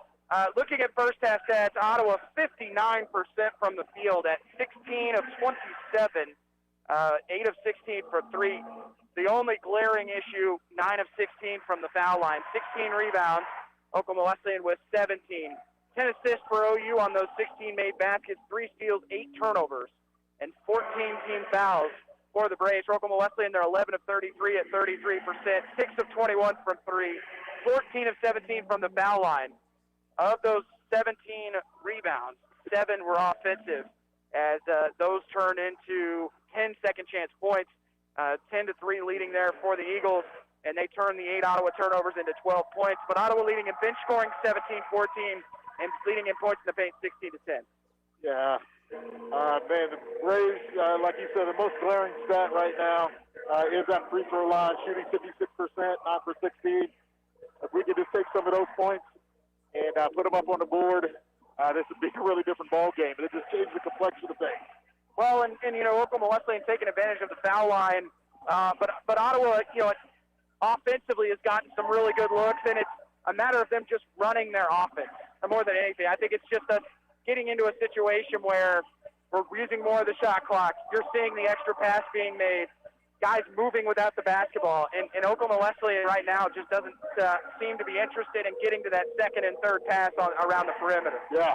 I think the first few possessions Oklahoma Wesleyan went zone, the Braves executed and got buckets out of it. So I really think that changed Oklahoma Wesleyan game plan a little bit and try to play the Braves, play that zone against a little bit more, and they'll try to change it up. But for the most part, the Braves are really, really doing a great job executing offensively. Looking at leading scorers in that first half, we'll start with the Eagles. Brooks Haddock had 11, but just 2 of 5 from the field, 5 of 5 from the foul line. Behind him was Caleb Stokes with 8, 3 of 5 from the field. Has not made a 3, 2 of 3 from the free throw line. Kalen Miller with 4. He's just 4 of 6 from the free throw line, 0 of 3 from the field. Austin Poling, 0 of 1, no points. Brandon Bird had 6 on a bank 3 and then another 3 that he got off of an offensive rebound. Lynch Ramey did not score in the first half. Kasdan Ammons with 3 on 1 of 6 shooting to go along with 4 assists. Valentin Van Putten with 3, Dylan Phillip with 5, and Jansen Litsky with 2. Just 33% from the field were the Eagles in that first half. For Ottawa, leading scorer goes to Perry Carroll, 10 points, 3 of 8 from the field, 1 of 4 from 3, and 3 of 3 from the free throw line, a rebound and an assist for him. Jaquan Daniels in limited minutes, just 4 points on 1 of 2 shooting, but he's had that tough task of dealing with Brooks Haddock, and he has 3 fouls to use in the second half. Same the case for Andre Jackson. Red hot to start the game, scored 9 of Ottawa's first 18, and then had to sit on the bench as he picked up his second foul. Just continuing his hot play from Wednesday. Ty Bland with 9 on 3 of 3 shooting. Joe Johnson III with 5, hit a 3. Mason McDowell with 6, 2 of 3. And then Jackson Mallory, 3 points, 2 assists, 2 rebounds for the senior from Lawrence. And it has been an all-around effort so far, and Ottawa needs just 20 more minutes to find themselves in Wichita on Monday. Yeah, you're exactly right. I love what this Braves roster is doing here this afternoon. Shooting the ball extremely well. Andre Jackson is playing out his mind when he's out on the floor. Perry Carroll leading them from the point. Jackson Mallory has just inserted himself just in all areas of his game, rebounding, flying around for loose basketballs, and, bringing that energy that he usually brings. So, Braves defense, too, holding Oklahoma Wesleyan to 30% shooting. They're going to have to continue that here in the second half. Braves got total control of this game. This game is theirs as long as they focus on every single possession. And you realize Oklahoma Wesleyan's going to make a run, as we talked about in pregame. It's a matter of can you slow it down and get points on those possessions where, yeah, they're going to hit some threes. They're 6 of 21 now. Those are going to happen, but a lot of times Ottawa on those situations quickly attacked the other end and got good open looks. Were able to post up Andre Jackson and not let that 3 become a 6 or a 9 or a 12 type run. Yeah, Oklahoma Wesleyan never believes that they're out of a basketball game. You know, they never do because they know their ability to shoot threes, make threes. There are always ways to get back in the basketball game. They proved that, the other night, coming back from 11 down just with, 2 or 3 minutes left in that ball game. And Braves are really going to have to do a great job of continuing to run them off the three-point line like you stated in pregame. We're going to take a 1-minute break, and when we come back, it's the second half from Bartlesville. You're listening to Ottawa University Braves basketball on KOFO.com. No matter the brand, Adams & Brothers can prepare your home comfort system for the cold Kansas winter ahead. Call them today, 785-242-9273. Adams & Brothers, maintaining your comfort for over 30 years. There's never been a more important time to take care of your whole health, and Advent Health Ottawa is there to help with proven whole-person care, close to home, with specialty physicians offering services in primary care, orthopedic care, women's care, internal and sleep medicine, and much more. Visit AdventHealthOttawa.com. At Advent Health Ottawa, nothing is more important than you. This is Walt Dangle of Dangle & Son Mortuary. The families we serve are our friends and neighbors who come from all walks of life. It doesn't matter what you spend, everyone receives the highest level of service. Dangle & Son sets the standard for funeral service. Wash your hands. Cover your cough. Keep your distance. Stay home. Help stop the spread of the COVID-19 virus. We're all in this together. And being together apart is how we'll all come out healthy and safe. A reminder from your friends at 1220 and 103.7 FM. KOFO. Bruce, I'm going to kick it over to you as we're back here in Bartlesville for the second half. How are things going out in North Newton? The Bedford Threshers is leading the Builders 53-38 with 11:40 left in the second half. So both teams, going on runs here, and Bethel is playing their typical basketball at home, and they can keep control of that game. They have it. On the floor for Ottawa for the second half, McDowell, Daniels, Moore, Carroll, and Jackson to start the second half as Ottawa goes from left to right. For Oklahoma Wesleyan, they're starting five: Miller, Haddock, Stokes, Ammons, and Litsky. Eagles basketball to start the second half as both teams will attack their end with that bench, and that's key because you're going to be able to hear your coaches a little bit more as the energy continues to pick up. Yeah, you're very true. I always like that in the second half, be able to call plays right here at my point guard there. As Kazda Ammons left wing, they're going to go to Haddock almost immediately, at least try to. Ammons up top. Litsky's going to shoot a three straight away long. Rebound by Jaquan Daniels for Ottawa. Again, allow Litsky to take that shot. 49-42 Braves. First possession of the second half. McDowell will hang on to it. Dribble handoff to Perry Carroll. Carroll guarded by Miller. Off the glass, not going to go. Offensive rebound was in the hands of Andre Jackson, and it's going to stay with Ottawa. Went off the hands of Kazda Ammons.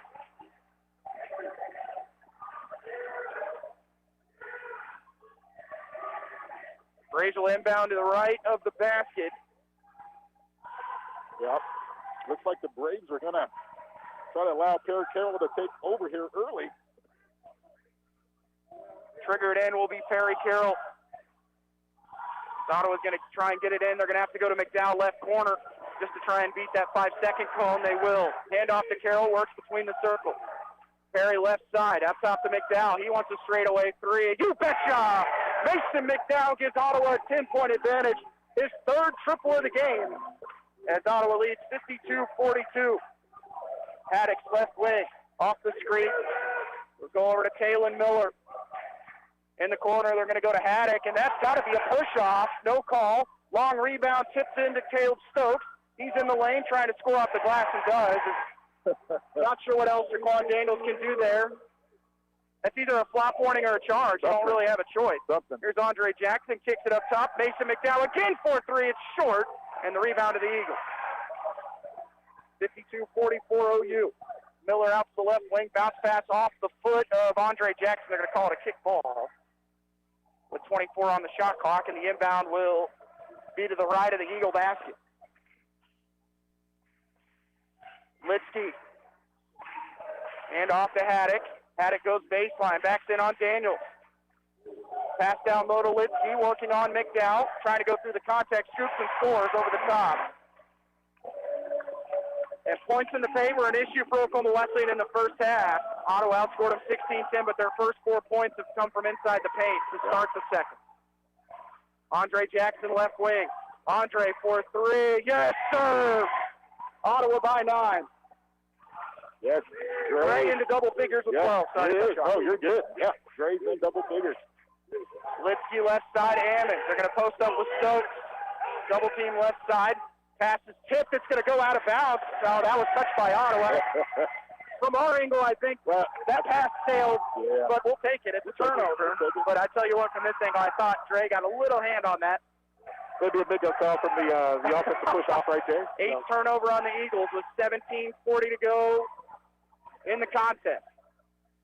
Braves have started with 3 threes in the second half. Here's Carroll.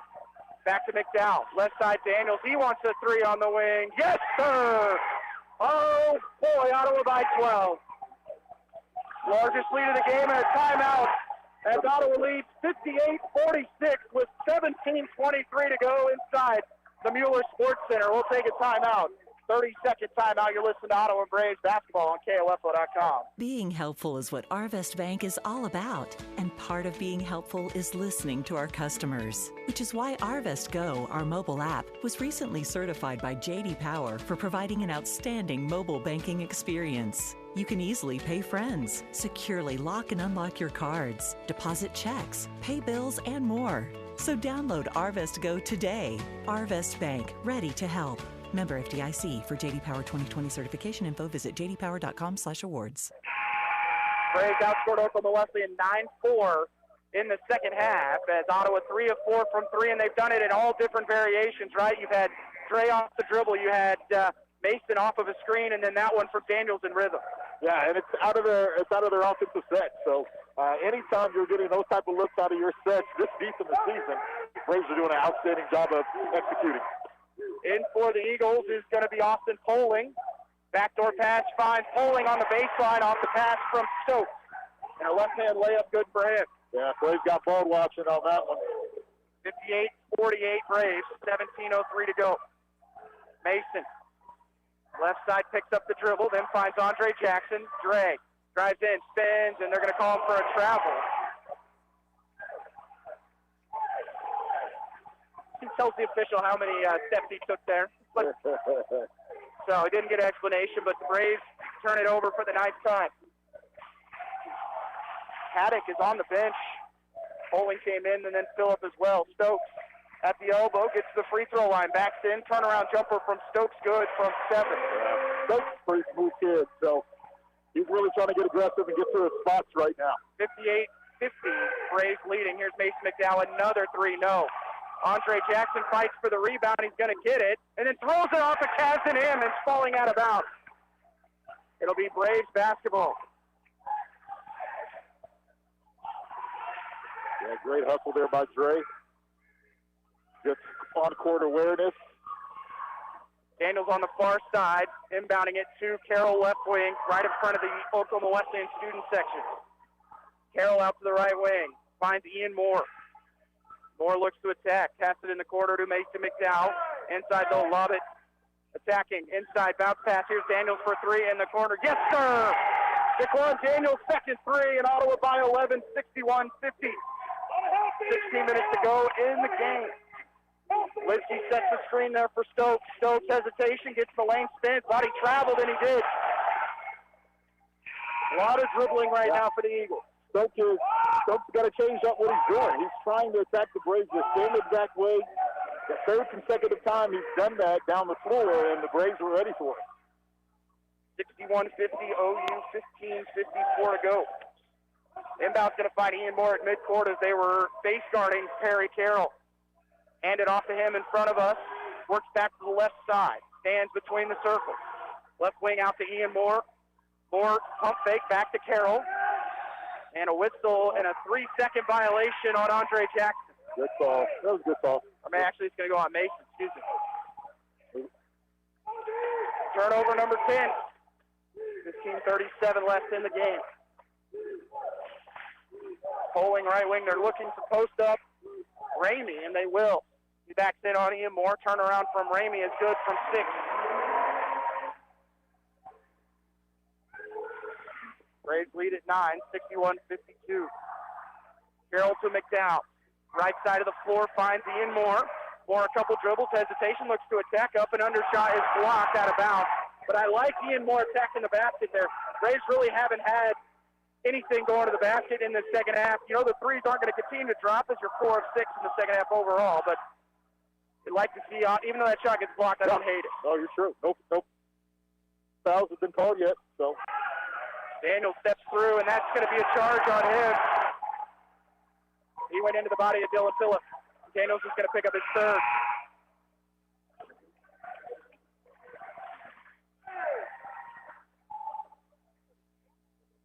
He's holding his. Really dealing with some pain on that right ankle. Mason McDowell will also come out Ty Bland and Jackson Mallory, the subs. 51-52 OU. Poling out on the left wing, looks to attack on Andre Jackson. Looking to spin right side. Dylan Phillips, deep three on the way, good. It's down to a 6-point Ottawa lead with 14:47 to go. Jackson left wing finds Jackson Mallory. Mallory in the paint, kicks it out to Carroll. Down low they'll go with Andre Jackson. He attacks in the lane, goes through the contact, lost the handle, it's stolen, and a 2-on-2 the other way. Ramey drives on Ian Moore. Turnaround jumper from Ramey, good from 4 feet, and that's going to bring a timeout for Ottawa. With 14-20, no whistle, and finally a timeout. The officials just waiting and waiting and waiting. And finally a timeout called by Ottawa with 14:17 to go in the second half. It's 61-57 OU full timeout. You're listening to Ottawa Braves basketball on KOFO.com. It's never too late to become who you're supposed to be. However, sometimes you may need a little help. Ottawa University can get you there. Their faculty and staff are dedicated to preparing graduates for a lifetime of significance. With dozens of degree programs, including accounting, engineering, human services, and marketing, as well as graduate degrees in business administration and education, Ottawa University will prepare you for whatever or whoever you want to be. Don't wait. Get started today. Find out more by visiting online at ottawa.edu. If you're a propane customer, make sure your propane system is operating safely by having it inspected by a qualified service technician. If you've run out of propane or had an interruption of service, your propane supplier is required to test your propane system to ensure that it is leak-free and safe. Each family member should know what propane smells like and what to do in the event of a gas leak. Call your propane supplier for additional information. This message brought to you by this station and the Kansas Propane Education and Research Council, Greg Knoll, Executive Director. Welcome back. Ottawa leading by 4, 61-57 as the Eagles on a 11-3 run. Yeah. The Eagles, like I talked about there at halftime, they never believe that they're out of the game because of their ability to shoot threes and make threes. And they've hit some good threes there, making big plays. And the game is a game of runs. Great. Just got to play basketball. Andre Jackson left side to Perry Carroll.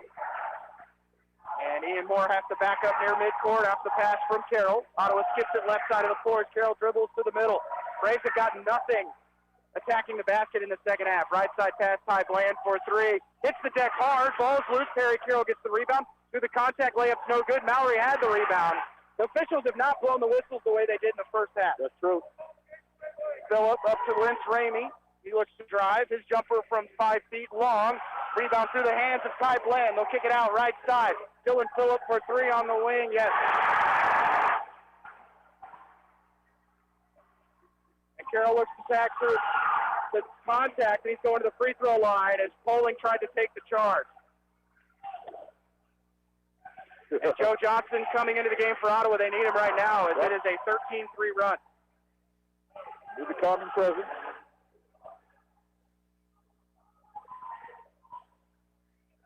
Perry Carroll with 10. Eagles have outscored Ottawa 18-12 in the second half. Carroll's free throw's good. 62-60. Moore will check out as that foul actually goes on Poling, his first personal. Teams first. Both teams with just 1 foul. Yeah. Both teams were in the double bonus with 10 minutes to go in the first half. Totally different. Officials probably talked about it at halftime, and which that definitely suits the Eagles. Yeah.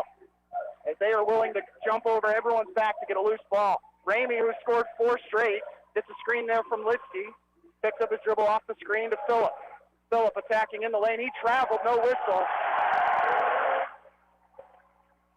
And he lays it in. Joe up top to Andre Jackson. Left side, Perry Carroll. Perry has an open 3 straight away, long, and the rebound out to Dylan Phillips. Phillips bounce pass finds Poling. Poling in the corner, out to Bird. Up top, Dylan Phillips contested 3 long, and the rebound to Jackson Mallory. He'll just keep it himself as Phillips shot that one from Tulsa. Right side of the floor, Joe Johnson. Joe, step back 3 on Ramey's going to be well short. Nothing there for Ottawa on that possession. Yeah. Lob pass the other way to Brandon Bird, left hand layup good. And the Eagles lead by 1, 64-63. 12:20 to go in the game. Braves led by 11 here in the second half, but it is gone. Here's Perry Carroll at 3 on the other end, no. Eagles have outscored Ottawa 22-14, and a turnover on Oklahoma Wesleyan as Phillip threw it into the stands on the far side. Mason McDowell and Jaquan Daniels will come back in. Daniels with 4 fouls. 12:09 to go, and the Eagles lead by 1. Yeah. Braves are just selling for threes here right now, and they've got to get downhill. Again, neither team's fouling right now, but they've got to force themselves inside the paint to try to get a call. And Phillip and Carroll getting into it before the inbound, and he blows by him. Terry out to the right wing. Dribble handoff finds Jaquan Daniels. Left side to Joe Johnson III. Joe with the screen from Mason. Kicks it back to Mace. His deep 3 on the way. Got Surge! Mason McDowell. He's got his 4th 3 of the game. 66-64 Braves. They're going to lob it inside to Stokes. He kicks it in the corner. Open 3 for Bird. Good. And someone for Ottawa has to step in and take a charge when he goes baseline. You're exactly right. Mason to a cutting Joe Johnson, lost the handle. Eagles will go the other way with it, 3-on-2. Bird out to the wing. They're looking inside to Stokes. Basket's not going to go, but he's fouled, and free throws upcoming.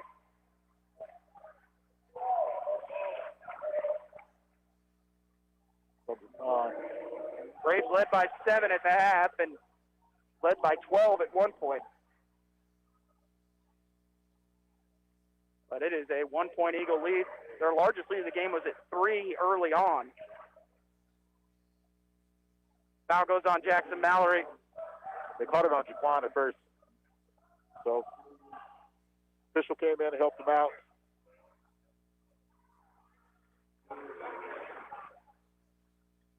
Sends Caleb Stokes to the line.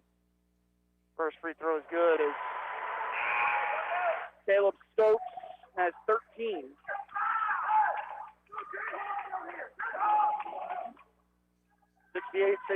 Eagles, a chance to tie their largest lead of the game. That one's good. 69-66 Oklahoma Wesleyan, 11:20 to play. Eagles have outscored Ottawa 27-17 in the second half. Carroll with polling on him, goes up top to Mallory. Jackson left side. Going baseline is Mason McDowell through the contact. Picks up his dribble, trying to spin on Van Booten. His shot's going to come up short, and the rebound to the Eagles. Ottawa with no one on the offensive glass at all. Caleb Stokes in the lane, going to plow through Joe Johnson III and an offensive foul. A big one there for Ottawa. Joe was waiting there forever. Yeah, great job by Joe again. Joe just brings that common presence for the Braves and did a good job of taking that charge. Second one on Stokes, team second.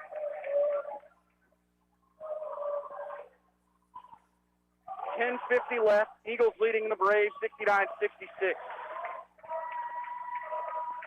Here's Joe at the free throw line, turns it over again. Eagles can go the other way with it. Bird picks it up from deep, and they'll have to reset here. Braves at the half, only 8 turnovers. They've got 5 already in the second half. Here's Ramey with the runner. Good. Yeah, he's always looking for that spot. Shooting a high percentage right in their area. 71-66 lead for Oklahoma Wesleyan. Daniels, step back 3 in the corner, no. Offensive rebound by Johnson III. He'll find Daniels. He'll go baseline on Ramey. Up and under layup. Good for Daniels to end the drought. Get Ottawa within 3 as we hit the midway point of the second half, and the Eagles leading 71-68. Bowling with a right-hand dribble, gets over to the wing. Ramey with Johnson III on him, gets the free throw line, backs in, turnaround jumper for Ramey, good.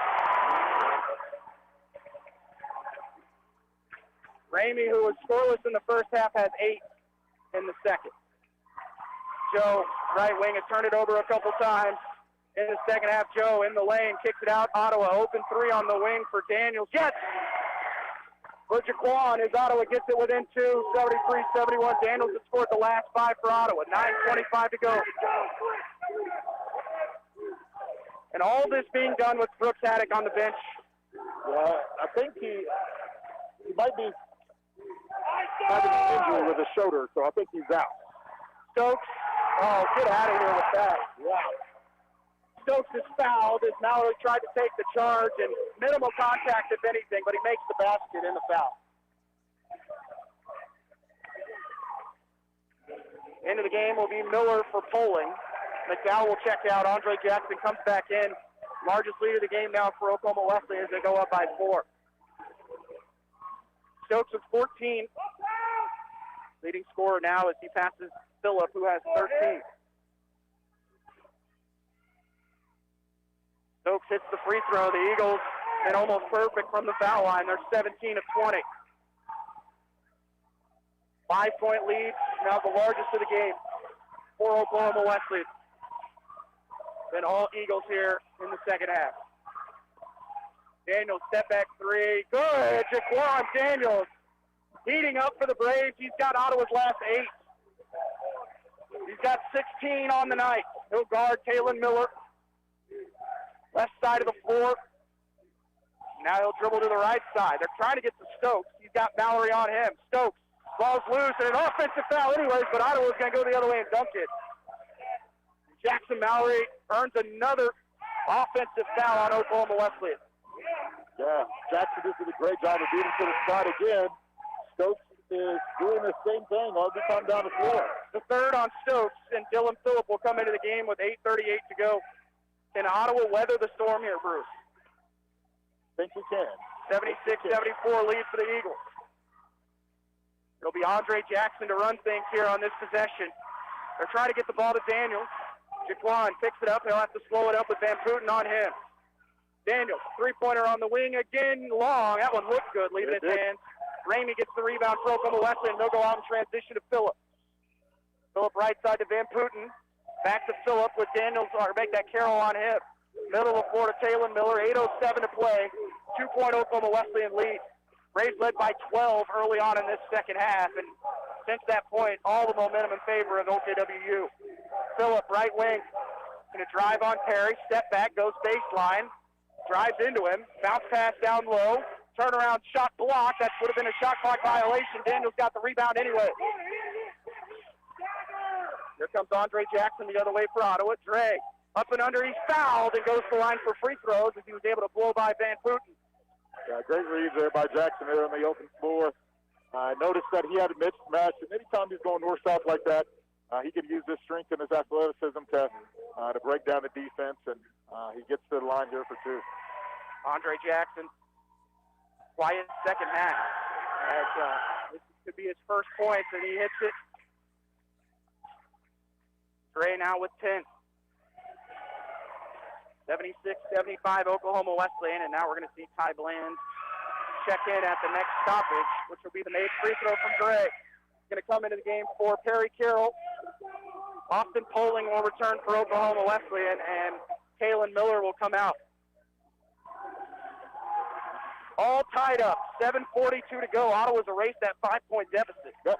It was 76-71. They're on a 5-0 run. 7:38 to go.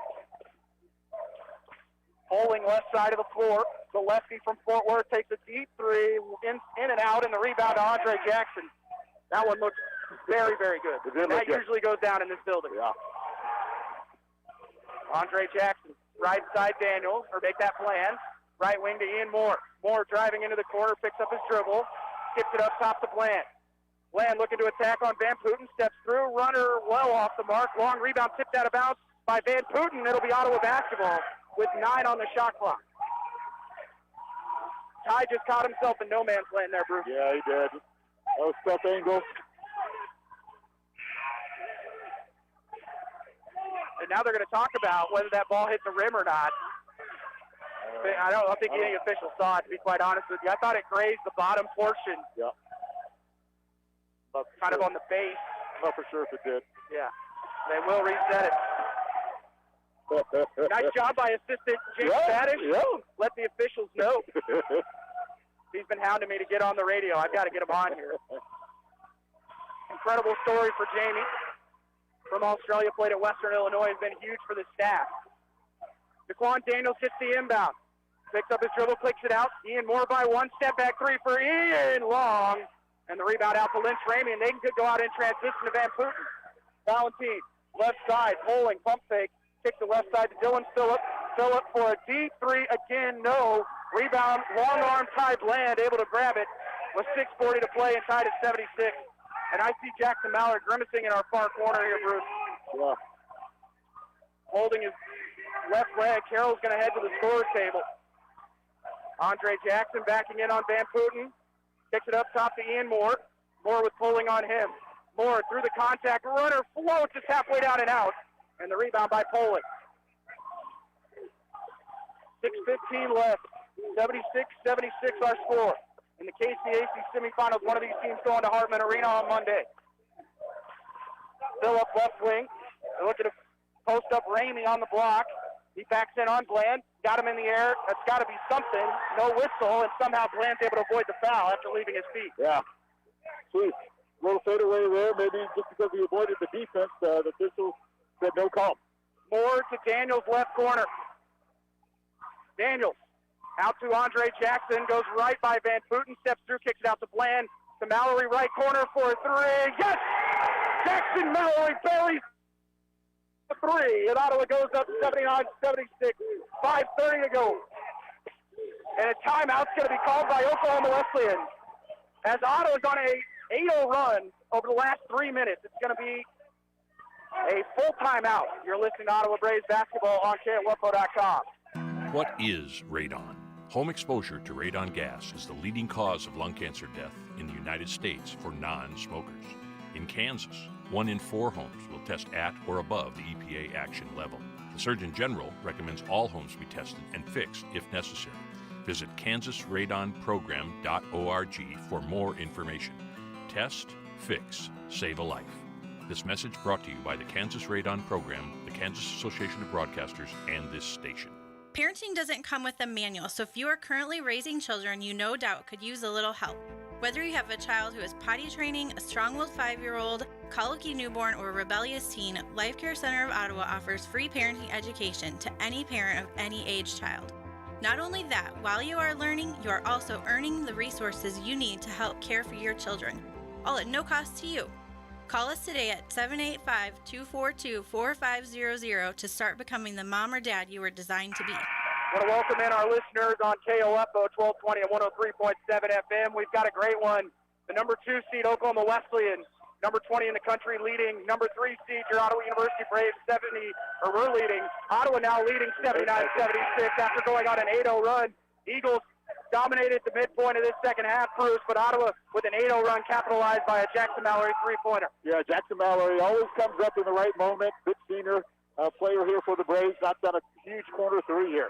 Brooke Haddock back in along with Casson Ammons and Jansen Lipsky. So the starting 5 all back into the game for the Eagles. They're going to try and post up with Lipsky.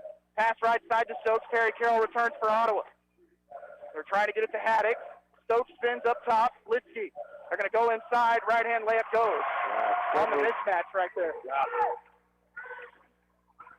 79-78 Ottawa. 5 minutes to play. Here's Perry. Dribbles to the short corner. Finds Andre Jackson. Dre will slow it up. Picks up his dribble. Goes back to Jaquan Daniels with 15 on the shot clock. Daniels has 16 tonight. Daniels step back 3 from the key. It's short. Bland had the rebound. I thought Lipsky didn't establish position back on the floor as he was out of bounds. Ammons left corner. Eagles with a chance to take the lead. Braves by 1, 79-78. Stokes just holds it in front of the Oklahoma Wesleyan bench. They're going to go to Lipsky on the block. Pass inside, ball's loose. On the deck is Ty Bland, and then 3 players converge, and they call a jump ball. Nice job by Ty Bland, as that will be Ottawa's possession, I believe. Yes, it is.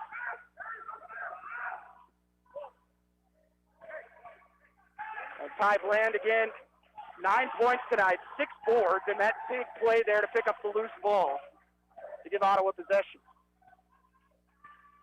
79-78 Braves lead, 4:25 left. Ottawa led by 12 early on in the second half. Eagles furiously came back, took a 5-point lead, and then Ottawa on that 8-0 run. Carroll in the left corner off the screen to Ty Bland. Bland up top to Daniels. Pump fakes on Ammons, and that's going to be a charge as Ammons, again, just flopping on the floor. They've called 8 or 9 charges tonight, and Daniels picks up his 4th. We'll see Phillip and Ramey come back in. They're going to do an offensive for defensive switch here. Ammons will come out, as will Brooks Haddock, and hard to believe Haddock getting pulled out of the game for an offensive-defensive switch. Yeah. Like I said, there's something going on with the shoulder, so it's hopefully he's okay. 4 minutes left. Kalen Miller, as Land's going to have to stay with Dylan Phillip. Right side pass to Lynch Ramey. Daniels on him. He's got 4 fouls. Ramey turnaround jumper from the free throw line, good. And the Eagles lead by 1, 80-79. Here's Carroll through the contact, and they're going to call a foul on the floor. And grimacing at the end of that play is Perry Carroll. Team foul number 5 on Oklahoma Wesleyan. End of the game will be Mason McDowell. Kazdan Ammons will come in for Lynch Ramey for the Eagles. It'll be Ty Bland sitting. 3:43 left in the KCAC semifinals. Can Ottawa inbound, they'll get it to Mason McDowell. He's got Caleb Stokes on him. Mason trying to score. It's blocked. Can he get it to go? No, but he's going to the free throw line. As they had that mismatch, Stokes was on him, and he's going to pick up his 4th. Yeah. Oh, no, they call it on Lynch Ramey. Oh, my goodness. Jeez. That would have been four fouls on Caleb Stokes. Instead, the officials missed it, and it goes on Jansen Litsky. Unlucky. That's a huge break for Oklahoma Wesleyan. Mason's free throw good, and he's had a tremendous night for the senior from Paola. He's got 12.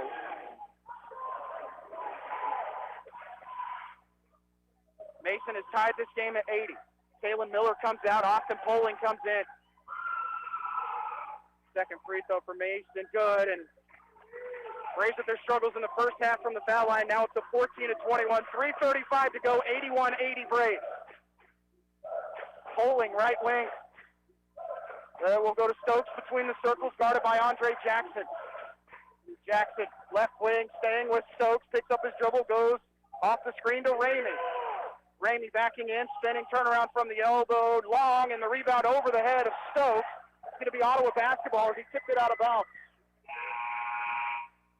Ammons and Berg come back in for Oklahoma Wesleyan. Ottawa leading 81-80. As Oklahoma Wesleyan going a little smaller here. Taking Stokes off the floor. True. Got to save him kind of here towards the end of the game, so might need to look to go to Mason again. He'll have it middle of the floor. He'll leave it with Perry Carroll. Right side to Jackson Mallory. The senior from Lawrence. Finds Mason McDowell. His 18-footer is short. And a rebound for Oklahoma Wesleyan with 2:54 to play. Yeah, I like that shot by Mason. It's not bad. Timeout by the Eagles with 2:50 to go. As it's going to be a full timeout. Braves up by 1, 2:50 left. You're listening to Ottawa Braves basketball on 1220 and 103.7 FM KLFO. Have you ever thought about why listening to the radio is better for you than spending all your time staring at your phone? We are hands-free, so in the car, you can keep your eyes on the road, where they should be. We don't need your personal information, so you don't have to worry about spam from us. And all you have to do is listen, not waste your time scrolling through an endless sea of recipes, memes, and cat videos. Radio, the original social media, and your source for information and entertainment at 1220 and 103.7 FM KOFO. If you're a propane customer, make sure your propane system is operating safely by having it inspected by a qualified service technician. If you've run out of propane or had an interruption of service, your propane supplier is required to test your propane system to ensure that it is leak-free and safe. Each family member should know what propane smells like and what to do in the event of a gas leak. Call your propane supplier for additional information. This message brought to you by this station and the Kansas Propane Education and Research Council, Greg Knoll, Executive Director. Been a good one here in Bartlesville, Bruce. 81-80 lead for the Braves. Oklahoma Wesleyan with the basketball coming out of the timeout. Have to think Stokes and Paddock probably return.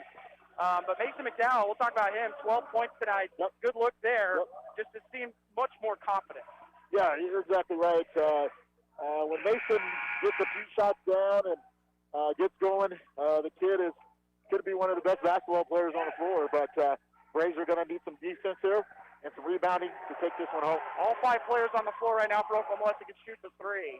I know that's probably not what they're looking for right away. Poling right wing. They're going to go up top to Stokes. It's a tough matchup here for Mason McDowell. Ottawa does switch.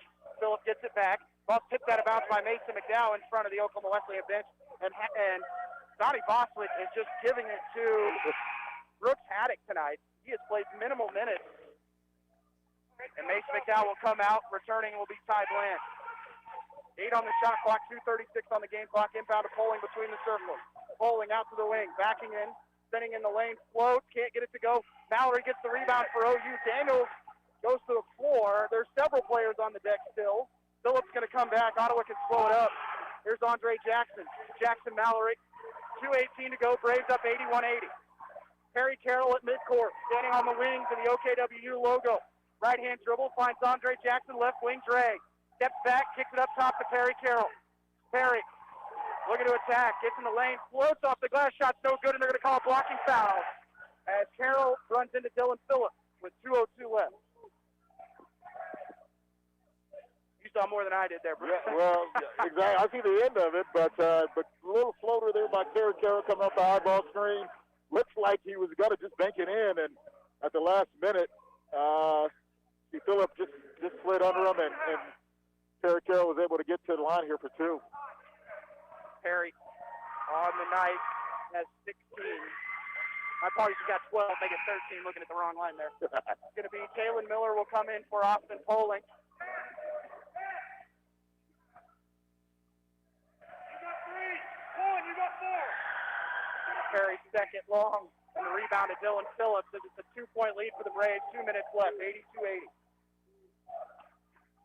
Kalen Miller, middle of the floor. Screen from Dylan Phillips out to his left to Brooks Haddock. Ball's tipped out of the hands on the reach around there from Jackson Mallory. It'll go out of bounds, though, off of Ottawa. It'll stay on the baseline with the Eagles as Kalen Miller was taking that in to throw it down. 1:49 left, 17 on the shot clock for Oklahoma Wesleyan. 82-80 lead for the Braves.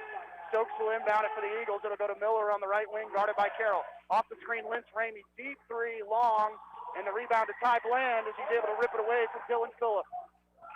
Yeah, good board there by Ty Bland again. With those 3-point shots, long rebounds, Braves up the rebound. 1:34 remaining. Mallory's just going to hold it right in front of us. Going to take a right-hand dribble, 13 on the shot clock. Andre Jackson pump fakes the 3, hands it off to Perry Carroll. Perry got Dylan Phillips, pass inside, tips it right over the head of Daquan Daniels for a turnover. Yeah, I just seen him late. The cross was wide open. I don't know why you leave one of the best players in the conference wide open underneath the basket. Oklahoma did that. Perry Carroll just threw it too strong. Turnover Braves. Van Putten will come in for Brooks Haddock with 1:17 to go and a 2-point Ottawa lead. Clock running. Kalen Miller, left wing. Now he'll work to the right side of the floor with the dribble. Looking to attack. Going inside on Andre Jackson. They kick it in the corner. Dylan Phillips' shot is blocked. They're going to kick it back out. Went through the hands of Jackson Mallory trying to score off the glass. Can't do it. Ball is loose. Daquan Daniels will pick it up for Ottawa. And Ottawa can just blow it up if they want. 53 seconds to go, and Ottawa takes the timeout up 2 with 52.7 to go, Bruce. 4 straight stops for Ottawa. You're exactly right. Defensive effort here by the Braves right now is just unbelievable. Braves come up with 4 straight stops, like you said. That's what it takes to win a basketball game, is getting 3 consecutive stops, and the Braves have gotten 4 here late in the second half. And Ottawa at one point, Bruce, found themselves down 5. It was 76-71. Since that point, that was, I believe, the 9 or 10 minute mark. Ottawa has held Oklahoma Wesleyan to just 4 points. Yes, just great defense. And they're executing a lot better here on the offensive end. Like you talked about at half, Coach Steves is able to talk in, Perry Carroll's and Jackson Mallory's ears right here on the sideline to get them in the sets that they need. Daquan Daniels got the Braves off to a hot start. And now the other players are trying to bring it home. Set the scene here, Bruce. Number 20 ranked team in the country, the number 2 seed. Ottawa, the number 3 seed on the outside, looking into the national tournament right now. Bethel winning tonight over Southwestern 71-52. The number 1 seed is in, which, if Oklahoma Wesleyan does fall to Ottawa tonight, they would beat Bethel to beat Ottawa on Monday to get that second seed. So much on the line here as with 57 seconds to go. So much on the line. So Oklahoma Wesleyan was cheering for Bethel to win out, okay, because they still get the opportunity to get in. But, man, Ottawa needs to pull this one off to give themselves a true chance at it. And we're going down here at the last minute. 52.7 remaining, 26 on the shot clock. It'll be Jackson Mallory inbound. He'll quickly go to Andre Jackson, then back to Jackson Mallory. Daniels will come and get it. He'll slow it up. Daniels has plenty of time. He'll have Ammons guard him. 16 on the shot clock. They're going to try a double team. Daniels, now they'll go back to Mallory. In the corner, Perry Carroll. Back to Jackson Mallory. In the corner, it'll go. Ball is loose. And a turnover. Going the other way is Brandon Bird. He'll kick it right side to Ammons. Ammons' shot is blocked and it's picked up. Ball is on the ground, and somehow they're going to call a timeout. That ball was up for grabs. It's going to be a timeout for Oklahoma Wesleyan. Mallory had the rebound. Ammons took it away with 25.6 to go. 82-80 the lead for Ottawa. And another turnover, a costly one that time. Yeah. Braves probably took too long to really execute on that possession. Try to take a little clock off of it. Oklahoma Wesleyan came with some trapping to get the ball out of Jaquan Daniels' hands. During those situations, the Braves has to be ready to score and look to attack the rim. Well, just something positive. Yeah. Right? I mean, you're exactly right. We're playing backwards instead of forward. So tough possession there by the Braves. We really need that defensive stop here right now. 82-80 Ottawa. Leading scorer tonight for the Braves has been Jaquan Daniels with 16. At one point, he scored 9 in a row. Yeah. Kerry Carroll with 13. Andre Jackson with 11. Ty Bland with 9. Oklahoma Wesleyan tonight has been Caleb Stokes with 19, but it's Lynch Ramey in the second half off the bench with 10. Who do you see this offensive set going through for Oklahoma Wesleyan? I would say Stokes. Honestly, that kid has showed some special moves here tonight.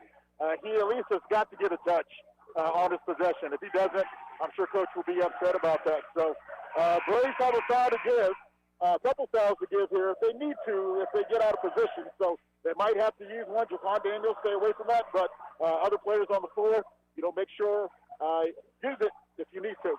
Are you chasing on the perimeter right now, not trying to give up a three, or are you thinking, it's just regular defensive? Yeah, the defensive game plan has been pretty strong right now, so I stay true to their concept and keep the players in front of you. 82-80 Ottawa, Oklahoma Wesleyan with possession. It'll be Stokes to inbound it for the Eagles. Stokes up top to Phillip, 24 seconds remaining. Haddock with Ty Bland on him. Haddock stepping through, back up top to Phillip, now back to Haddock again. Daniel staying with him. Haddock, jumper from the elbow is short. Ball kicked up in the air. Ball is still loose. Phillip comes away with it. Ottawa, they'll kick it in the corner. Stokes for the win and for the lead. No, but it's fouled with 7.8 remaining and 3 free throws upcoming. As Land fouls.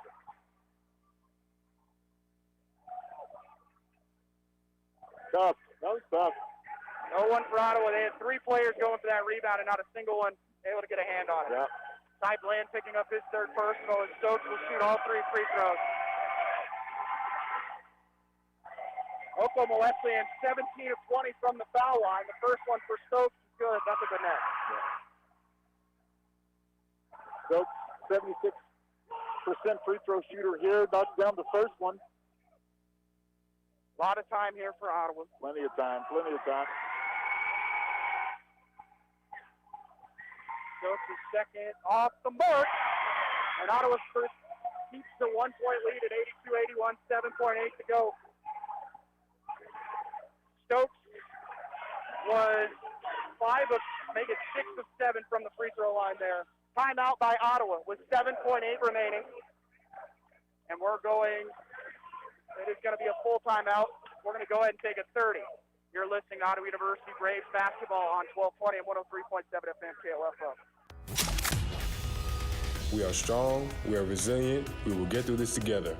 Hi, this is Shimmy Ojale, forward for the Boston Celtics. As COVID-19 is spreading quickly across the state of Kansas and Franklin County, it's more important than ever to take precautions. Please join me in doing your part to keep yourself and others safe. Stop having gatherings beyond your immediate household until case numbers go down. Always wear your mask in public places, wash your hands, and get your flu shot. Inside the Mueller Sports Center, it's an 82-81 Ottawa lead. Stokes with one more free throw upcoming, Bruce. That last defensive possession, Ottawa did everything right. Yep. It's just the bounces sometimes don't go your way. But you've got to box out here. I know Stokes only missed 1 free throw tonight, but those loose balls just continuing to bounce Oklahoma Wesleyan's way. You're exactly right. It's in their gym, so the momentum and the swing of things can always fall back in their favor.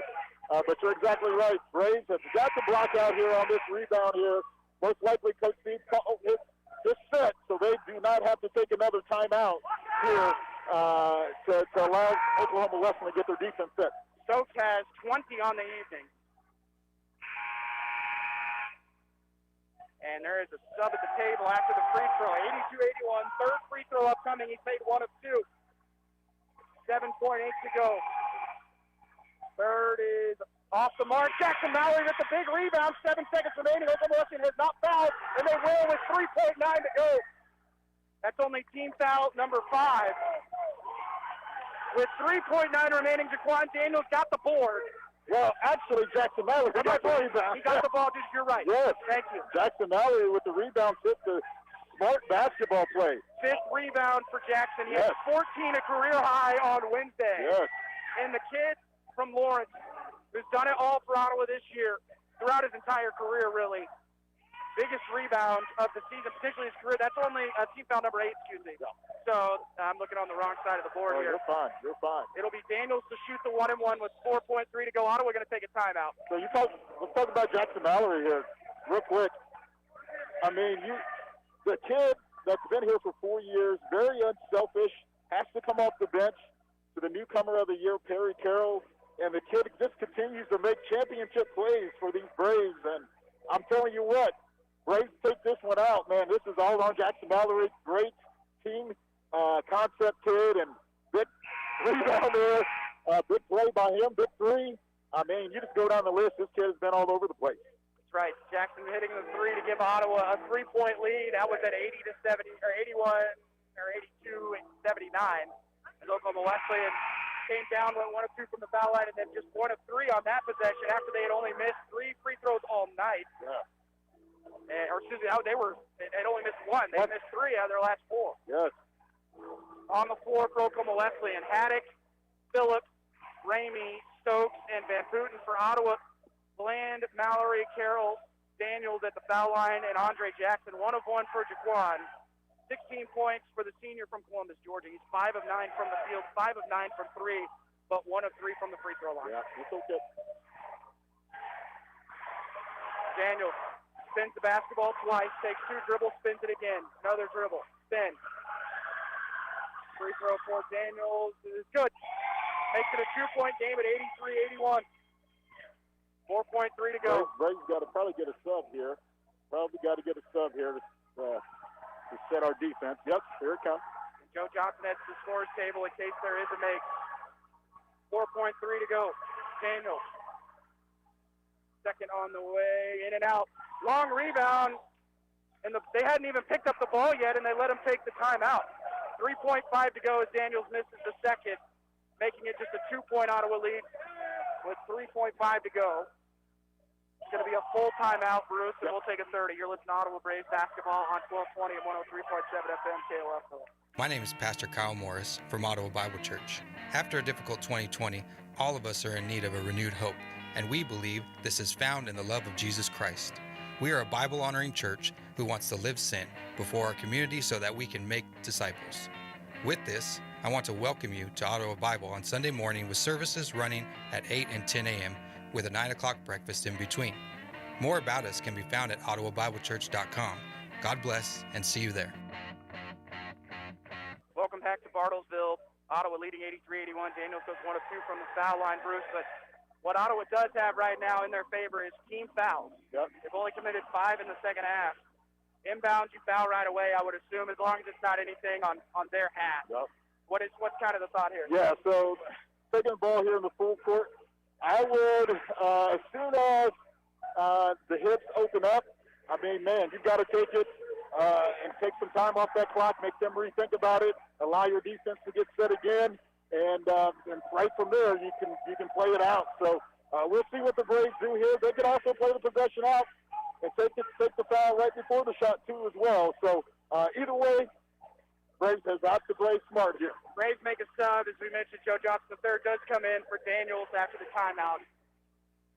Can't tell you how many timeouts each team has. I should have tracked it. Can't see it in this building. Can't see it in this scoreboard. So it's Haddock, Van Putten, Ramey, Phillips, and the inbounder is going to be Stokes. They have to go the length of the floor. 3.5 to go. Inbound will come from Stokes. Phillip going to get it. They're going to kick it right side. 2 seconds. Runner at the buzzer for the win.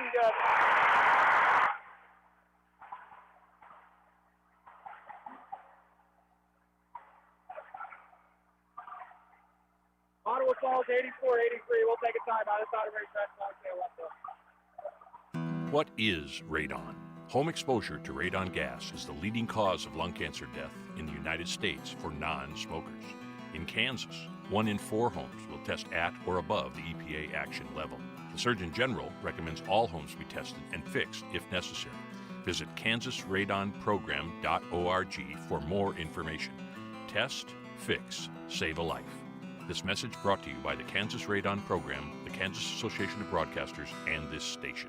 It's no secret that many of our youth are engaging in risky behaviors at earlier and earlier ages. We at Life Care Center of Ottawa are working to stem that tide by educating middle and high school students in Franklin and surrounding counties using our Relationships Under Construction curriculum.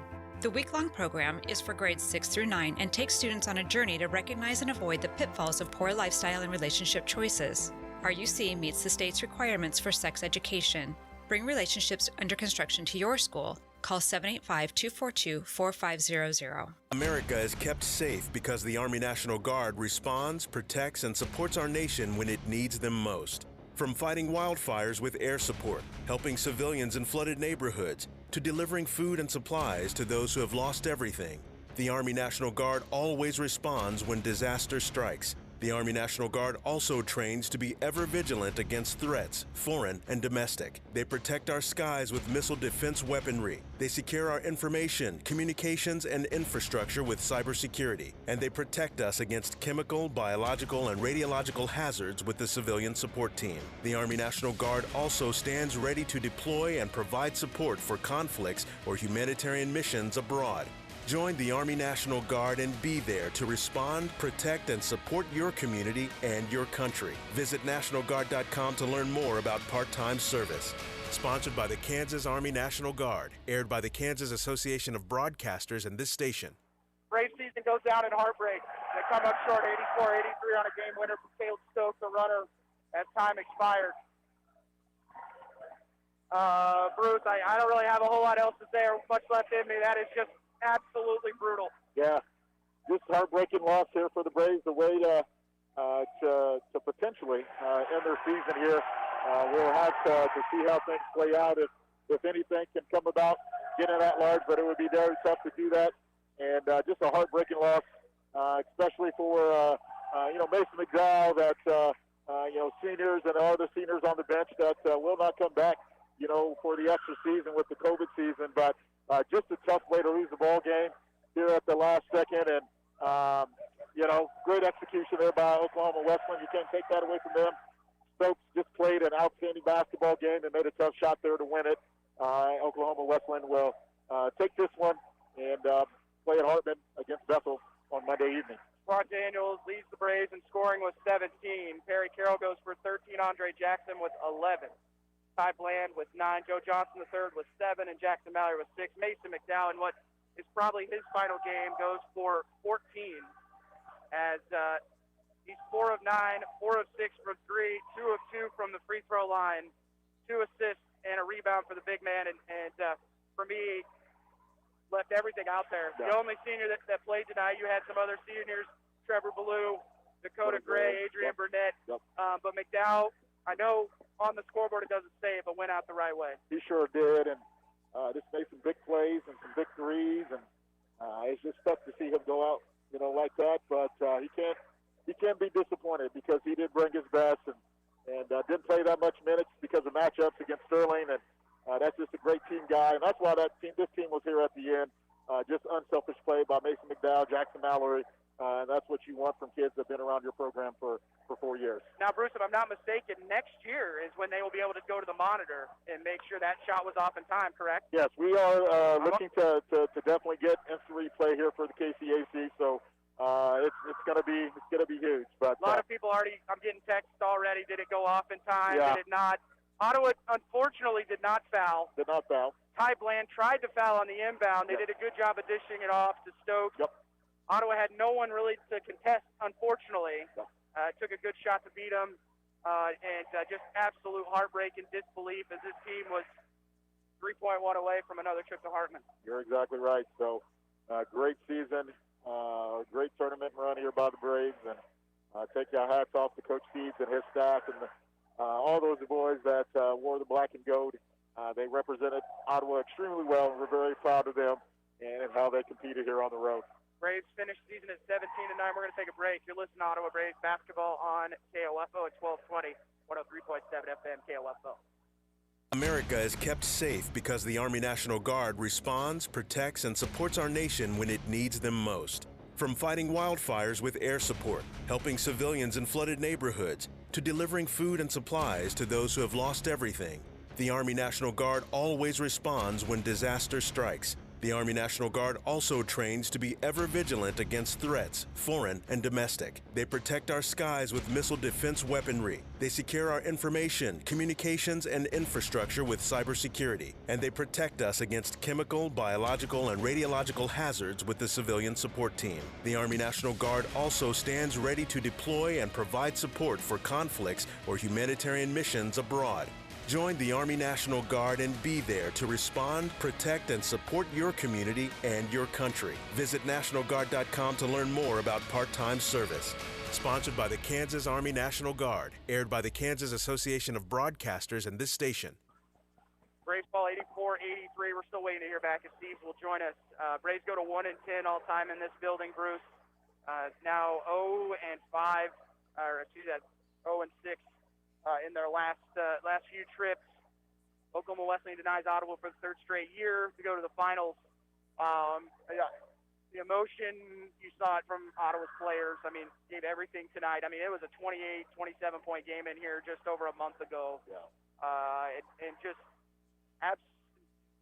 don't really know how to explain it right now. I'm not in the locker room, but seeing Jackson Mallory's face and some of these other guys, just tough to handle. Yeah, again, just a heartbreaker, and it's just one of those things where it feels like you just poured everything into the game, and you were just right there to finish it off.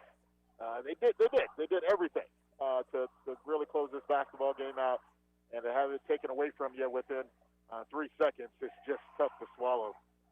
Ottawa ends the season 17-9 and fall in the semifinals, and a lot to be excited about for next year. Players that are coming in. You've already got Elijah Mason out of Oklahoma, a big one from Oklahoma City that's coming in. Really excited to get him in here. Ottawa actually has a combine for next Friday, so the grind doesn't stop. But it would have been real nice to have that combine and know that you're going to the national tournament. Have to think just because the conference RPI and things along those lines probably not getting in at this point. Yeah. And that's really the second time in 3 years. Happened 2 years ago, probably the last team out, if not the second to last team in that Division II tournament not to make it. But it is just heartbreak and despair, and you feel like you've done the second time, or really 3 times out of the last 4 in this building. You went to overtime once, lost by 6, and a tough one in the semifinals in 17-18. But I don't know what it is about this building and Donnie Boswick's team and coming up with big shots, and their best player had a horrible game. Still finished with 11 on 5, and they were screaming at each other with 3 minutes to go, and you're like, this is going to implode, like we got a chance.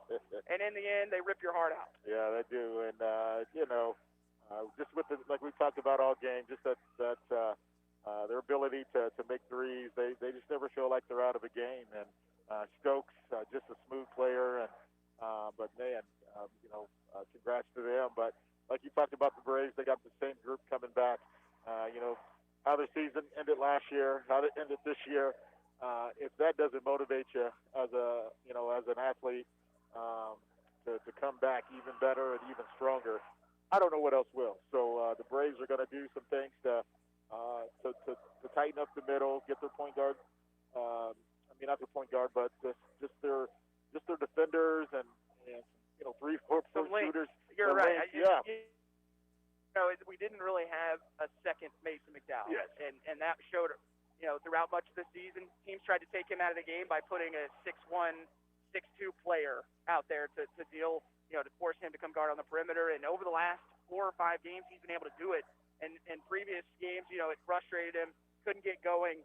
But tonight goes for 14, which is what his average was last year, and then going into the postseason. And I feel for him tonight. I feel for Trevor Ballou. Out of Trevor Ballou, a full 4-year guy for OU.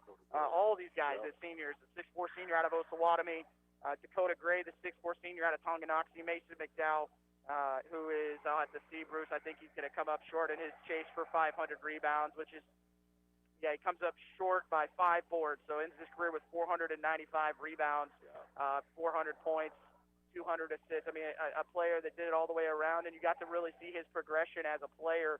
But then you have Ballou and Gray and Adrian Burnett, which are the foundations of your program. Yeah, that's true. I mean, the core is so talented.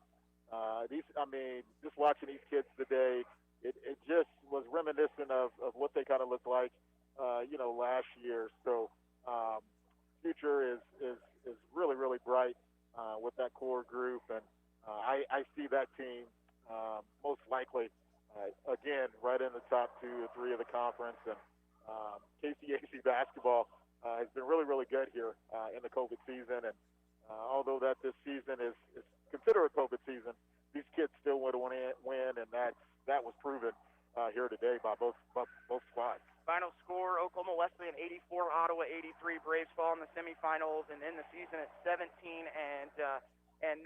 Hard to believe, going back when the season started, Bruce. Braves started 0-3 in KCAC play. Ended up at one point at 2-4, and then from there able to put together a 6-game winning streak. Had another 4-game winning streak. And the introduction, a lot of guys were introduced into this team that maybe Ottawa didn't realize they needed to replace so quickly. Perry Carroll coming in and really solidifying the point guard spot. Ty Bland got going in second semester. Made a lot of good plays tonight. He's going to be a lot of fun over the next couple of years as well. And a whole host of other guys. And as you said, this is motivation going forward, but it's not going to hurt any less. I mean, these guys Mason McDowell's going to finish his career without a win in this building, and really the only building that Ottawa has not won in during his career. Yeah, you're right, and those players actually remember that, So, when I talk to my alums and we reminisce about the seasons and things in the past, they bring up certain situations where, they haven't won somewhere, or that one time they did beat a certain team in certain situations. So yeah, this is going to stick with them. It's going to stick with this team again for another long off season. 2 grueling, just tough ending to season for these guys, and I definitely feel for them. That's right. Ottawa finishing this season with a loss last year, finishing the season with a win in the COVID exit up in Sioux Falls, South Dakota. And I want to thank Bruce for all his help this year as Braves season comes up short. But, Bruce, you're tremendous for us all year. Glad to have you on the road for one. Hopefully we can get you for a few more next year as we will get ready for basketball season again in October. And this team will be right in the thick of it. I think Ottawa has really proven that they are, as you said, a top 3, top 4 program in this conference right now. Yes, they are. So, and honestly, even with the merger, I think once they get on a roll, they could be, definitely one of the top teams in the nation, as they show that they beat Bethel, played with Oklahoma Wesleyan, just 1 or 2 possessions away from being right there with those 2 teams. For Casey Weeder, I want to thank Bruce, as I mentioned, and Tommy Weisner, our producer, in the studio today. All of you listening, and Brave Nation, Braves will be back. Tough loss tonight, but have that foundation is built, and I'm excited for what we got going next year. As far as Ottawa University broadcast, baseball and softball season coming up over the next couple weeks, stay tuned to KOFO Sports on Twitter. At Braves Athletics, as well as Katie Tooley will keep you updated. Braves fall by a final of 84-83 on a last-second shot by Caleb Stokes. Have a wonderful evening, everybody, as Ottawa exits in the KCAC semifinals. You've been listening to Ottawa University Braves basketball on 1220 and 103.7 FM at KOFO.